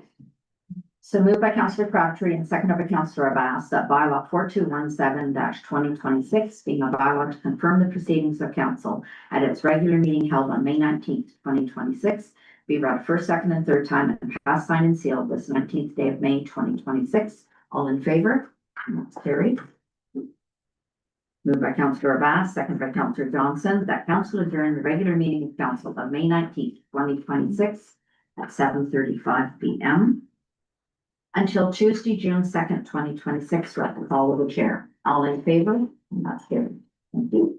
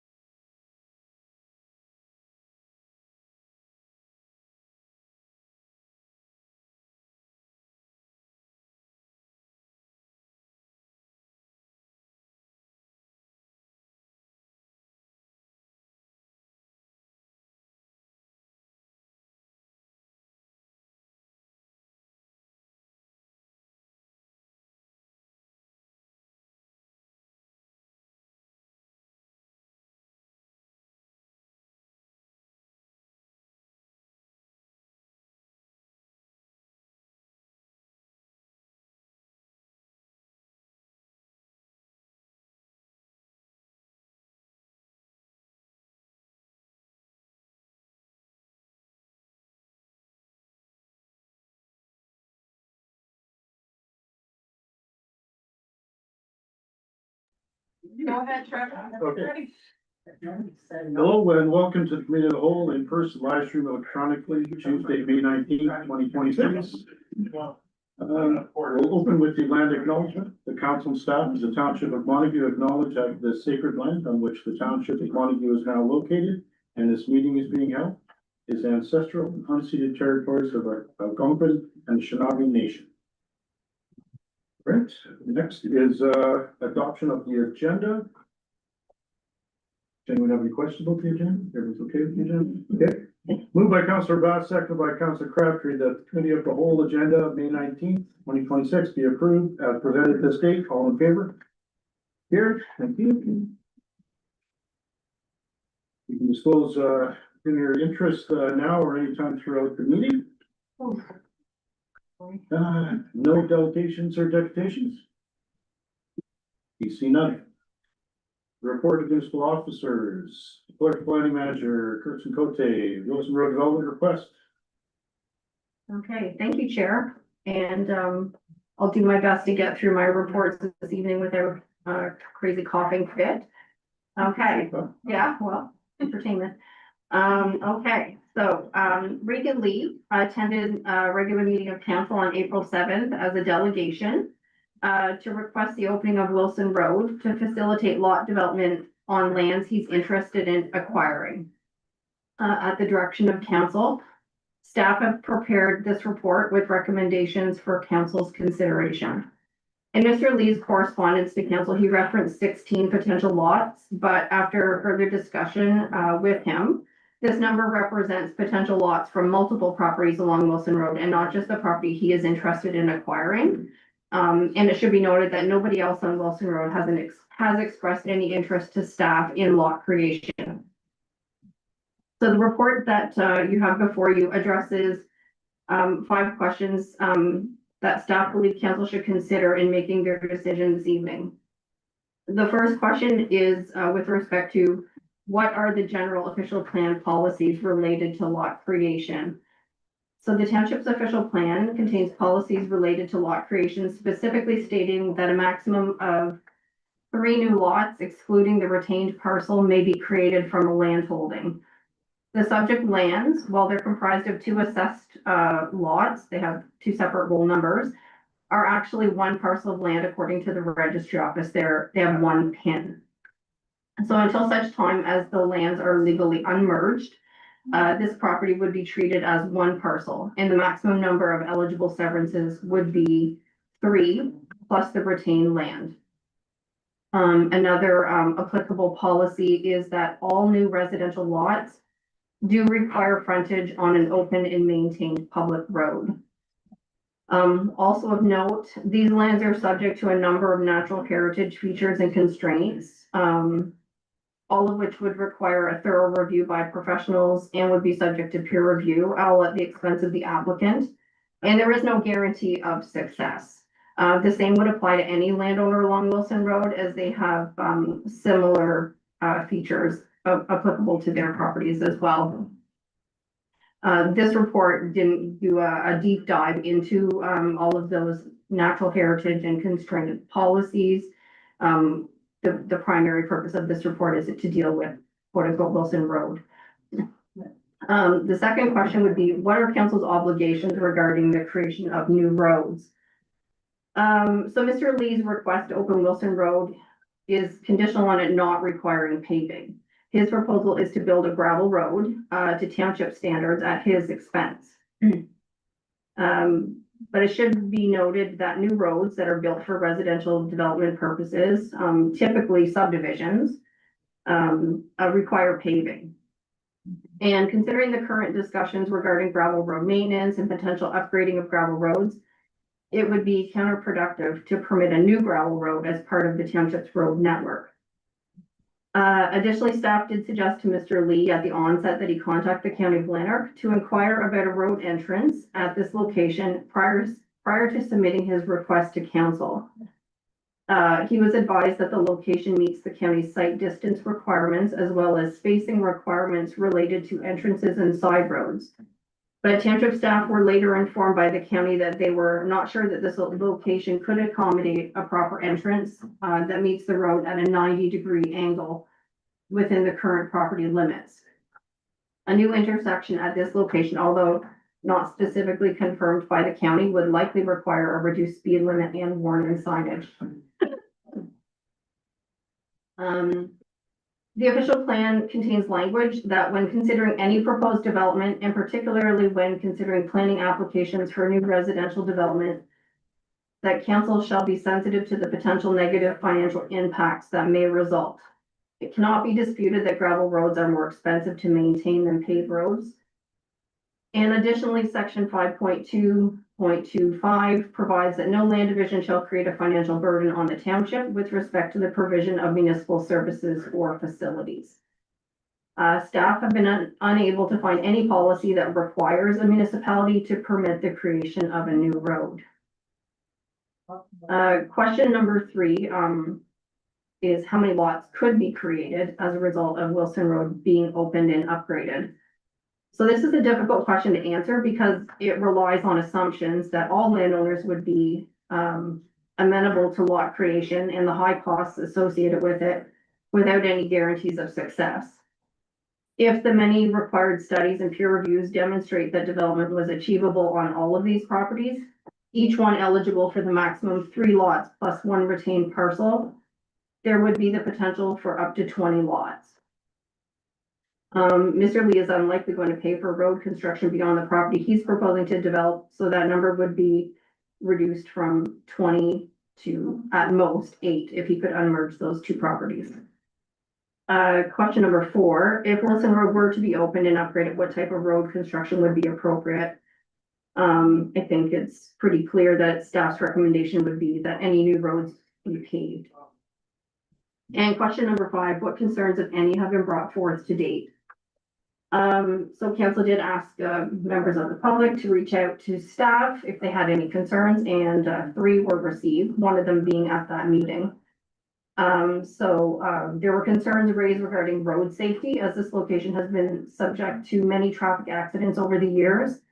It was told to staff that many people who access their recreation lands via Wilson Road coming from the Ottawa direction tend to travel beyond this intersection to turn around on another road and backtrack so that they have safer access. There was concern by one resident regarding limited access during the road construction and lot development period. And this is a legitimate concern. But there is an expectation that during road maintenance, reconstruction, any form of development, that there are going to be interruptions and inconveniences for people in the vicinity. But if council did direct that Wilson Road would be opened, then of course anyone who would be using that road as a means of access to their properties would be provided with ample notice in advance. And then the third concern was one that was raised at the meeting. Resident had concerns regarding drainage impacts. Excuse me. So should council approve the opening of Wilson Road, drainage would be one of those things that would require review by engineering professionals, and any appropriate mitigation measures would need to be put in place. So there are a number of options included in the report. I guess 3. I'm going to call 3 a number of options. So staff's recommendation is that council receive this report for information, and that Mr. Lee be advised that at this time, council would not be prepared to consider the opening of Wilson Road. If council does decide that they would be prepared to open Wilson Road, it would be staff's recommendation that the road construction be paved. Any questions? Questions, thoughts, comments? I think it's a bad corner for traffic turning off. I was out there and looked at it myself personally. I can see where somebody come from Ottawa who go down and miss the turn and try to come back in. That would be my main concern, because there already has been accidents out there. Yeah. It's New Town's Place and everything. It's a bad corner. There's been a lot because they It's on an speed angle like this too. and it comes around. So, I mean, to go into this property, you're going this way. If you've got traffic trying to come this way as well, it's not a good location. Based on what we're hearing from this, I think even before this could even go forward, more information is required. More information from Lanark, are they willing to even hear about this? Because right now it sounds like they really haven't been properly notified as to what the plan was. There may have been a question, but no real direction. So I think before this even gets pushed any further, more information is required. Sure. Yeah, I think so. It's tricky. I mean, I think any development is, you know, if there's a potential there, it's good. I mean, like, if we were to go forward, obviously a paved road would be like, just a non-starter. It would have to be done. But also at the same token, I think Gerald hit it, like, there's a lot of questions there as far as like, is that curve, which is a dangerous curve, appropriate for that type of entrance?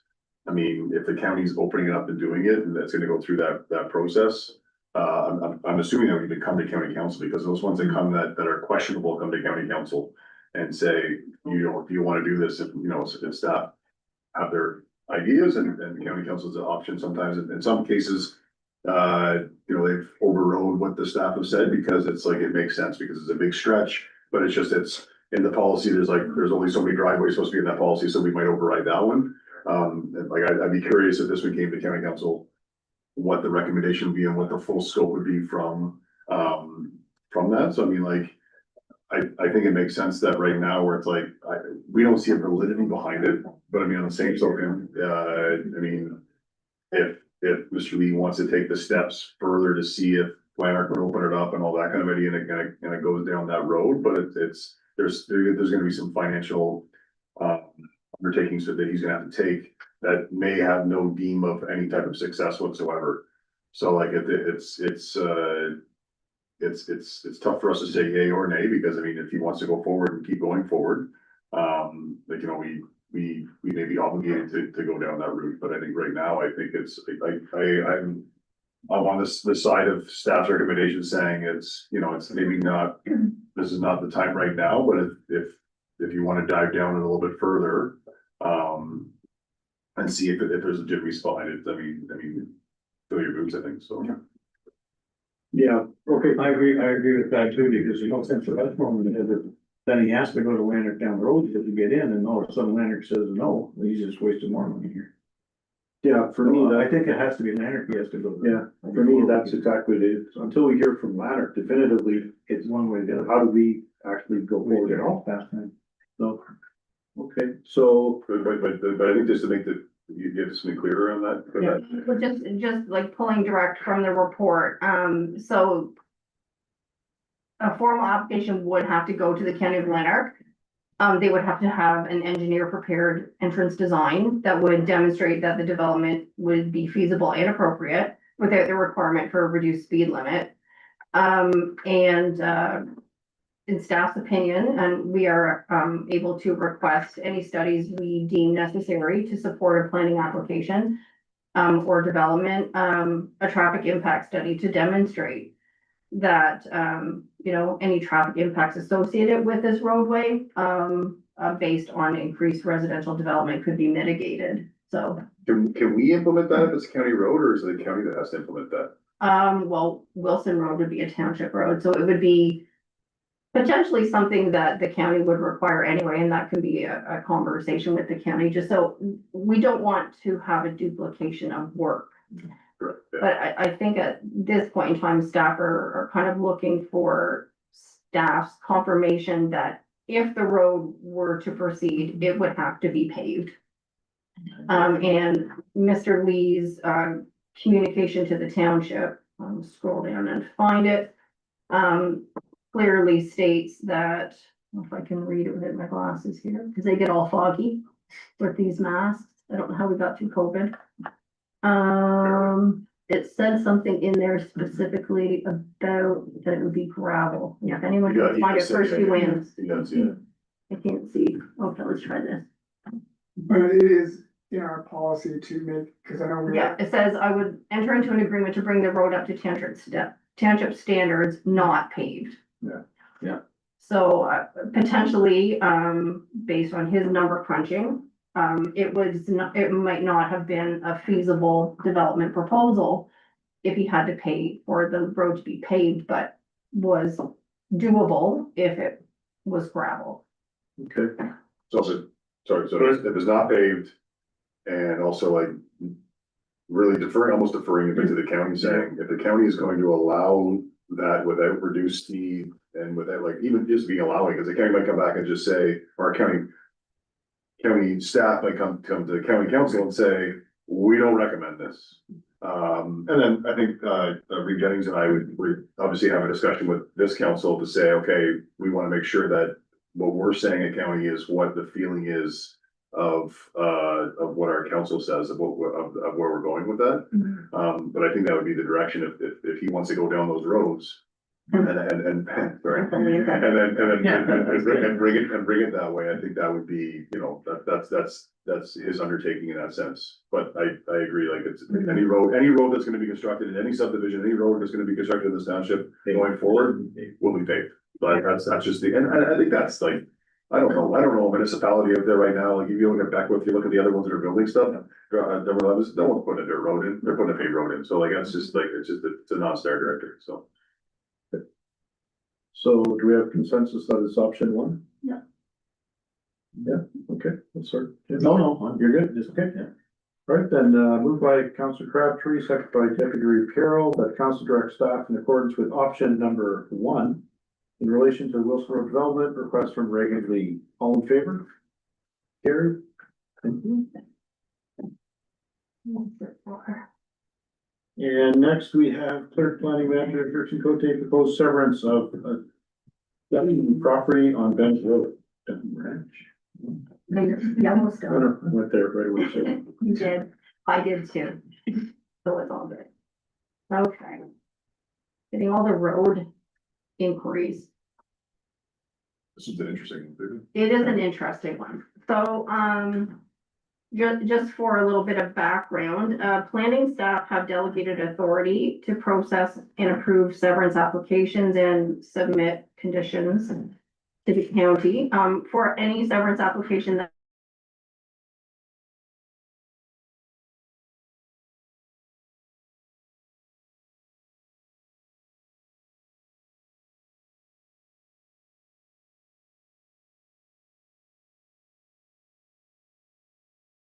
to begin the lot severance process for land holding off of 262 Bennett Road, the Dutton property. During staff's review of mapping, so when we review planning applications, we look at assessment mapping. We also look at registry office, Terranet mapping, as well as mapping from RVCA, lots of different resources. So during staff's review of the mapping, concerns were raised regarding the ownership of Bennett Road. Based on registry office mapping, it appeared as though Bennett Road, as owned by the township, ended at 132 Bennett Road. And you might recall this from our roads open house at Rosedale Hall. This was one of the scenarios that was brought up, that the township doesn't necessarily own all the roads that they think they do. So based on the requirement that we spoke about in the Lee report, that residential lot creation requires frontage on an open and maintained public road, there were some concerns with respect to permitting a new lot. So staff met with the applicant to discuss a variety of options, but also committed to look into this matter further. Staff have undertaken a significant amount of investigation, and it has been determined that the registry office mapping was incorrect. And the township actually does own Bennett Road to the limits defined in Appendix E of staff report. So now that the road ownership has been confirmed, staff are in a position to approve the severance application. And there would be a condition that road widening be provided to the township at the expense of the applicant. This is a very standard condition of consent for practically every lot creation application I've worked on, and allows for inadequate road widths to be expanded upon and for realignments to be undertaken where warranted. So staff met with Ms. Dutton and Mr. Spinks on May the 13th to advise of the successful mapping revision and also to discuss road widening condition. So currently, Public Works vehicles are utilizing the driveway at 262 Bennett Road as a turnaround. And council will recall from recent discussions regarding Allington Road that using a private party's driveway to turn around Public Works vehicles is not recommended. So the owner and applicant have agreed to survey and convey the portion of land that is highlighted in green. In appendix, I think it's F. It's a very odd shaped parcel of land, so if you actually look at, I believe it might even be appendix A, you'll see that it's a very odd shaped parcel. It has like a little triangle that kind of goes along the side of Bennett Road.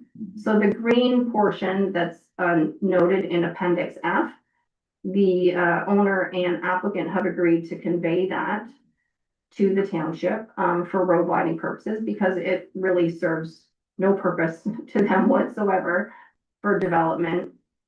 And then the Public Works Department can construct an appropriate turnaround where no longer will they need to use the driveway at 262 Bennett Road. And it's approximately, it's difficult to measure exactly, but I'm gonna say in the ballpark of 50 meters plus or minus of width at the widest portion at the end of Bennett Road. There is potential that the property that's adjacent to that green triangle might have a portion of fence that's located on that green triangle, and if that's the case, then we would give them appropriate notice to remove it from that property. So staff wanted to bring this report to council to acknowledge, number one, that the mapping that you saw at the open house was incorrect and it has now been rectified and corrected, and that staff have met with the owner and applicant to discuss appropriate, we feel, resolution to this turnaround situation that we're dealing with on Bennett Road. If council has any questions? Any questions, thoughts? What is the total costing to us? I see like there's this time and everything else, but all of the road side of things and the turnaround and everything else is to the applicant, or is there some undertaken from the township? The surveying would be at the applicant's expense and conveyed to us at no cost, but the construction of the turnaround would be a township cost as it was on Allington. So it would be our own staff. And the road widening too as well. Yeah, so whenever we facilitate that road widening, that would be, any road maintenance would be our cost. They would simply just be surveying the green portion and conveying it to us. Similar to any other road widening that we receive, any conveyances for road widening, we're still responsible for that road construction and or maintenance of that land we acquire. Which I thought, yeah, but we are gonna go ahead and do the road widening, like sometimes I'll use examples of like County Road, other ones. Yeah. We now have that road allowance, we have that extra road space to do it, but we haven't actually gone through and done the extra construction. It's like we're working our way through to make sure that we have it. In this case, we're talking about doing the actual road widening and the turnaround too as well. So that's like after this direction, is it like we don't have a financial piece that tells us what that is going to cost. Is that a $50,000 project to where we don't have that budgeted, right? So like what is that? Are we talking about budgeting that into our current budgets, pulling from reserves, putting in the 2027's budget? Are we talking about like what is the cost? What does it cost to do that? Yeah. So we don't have to implement the actual road widening at this time. It would be the biggest component would be that turnaround. I'm not 100% sure what that costing is, but for some reason the number $10,000 is kind of like sticking in my mind from maybe the Allington one, but I can look into that a little bit further. And it would be a staff undertaking. And you're correct with respect to road widening along Pinery Road and various roads. And there's lots of times we really only get that road widening at the time of lot creation. So we have like a little bit of road widening here, but then we might not have any for like 15 kilometers of road. So we're not going to actually Yeah. widen the road at all of these different areas until we have the appropriate width, like for a duration of roadway. So I'm all for staff's direction, like the recommendation. I think it'd be nice to come back to say, okay, so what is the financial implications? What is the time frame of what we're actually gonna do, the turnaround and the road widening, just so we have right now, we don't have a costing, so just so we have an idea of what that costing and where that's coming from, what that looking like. Yeah, This year, next year. yeah, exactly. Just that Next year, we component. won't be very good. Well, is it budgeted? Like, we don't have that budgeted now. And I mean, $10,000, could we probably try to find a way to get that into our budget if it is, but we don't have those numbers. I just like. Yeah. We just want to know the costing, just what the costing is and what our timeframe is as we're doing it. I think everything else. makes Because sense. like Chip said, it may not be a this year item, it might be a next year item, but it's not, if it's not a rush. And it does make sense to have the turnaround though, so that we don't have to use people's driveways, so I think that's great that we're gonna get that space, and I know the truck drivers will appreciate it. Yeah. So it's just a matter of making sure that what's the actual number and what's the time frame. That's it. Because we've already put so much onto his plate, dear Ed, to say, okay, now, by the way, I know you got that list, throw this right on. And it should be noted as well that, the applicant and the owner have agreed to this. It's more than they legally have to. They only are required to provide us with the width.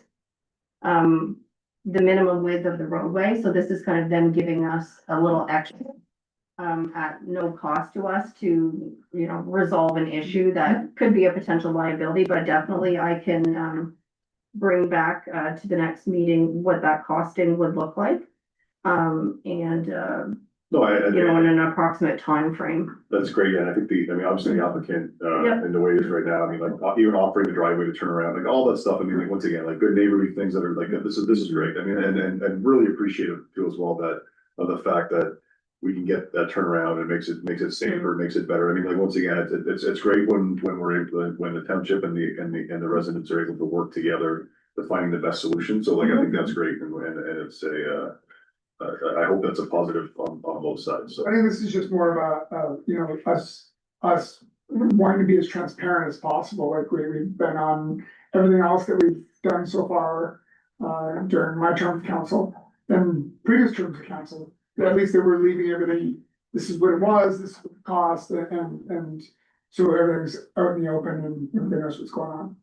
So I'm hearing that we want option one, but with the proviso that costing and timelines are brought back to council. Yes. Beautiful. Good. Thank you for those. Thanks for cleaning up that muddy water.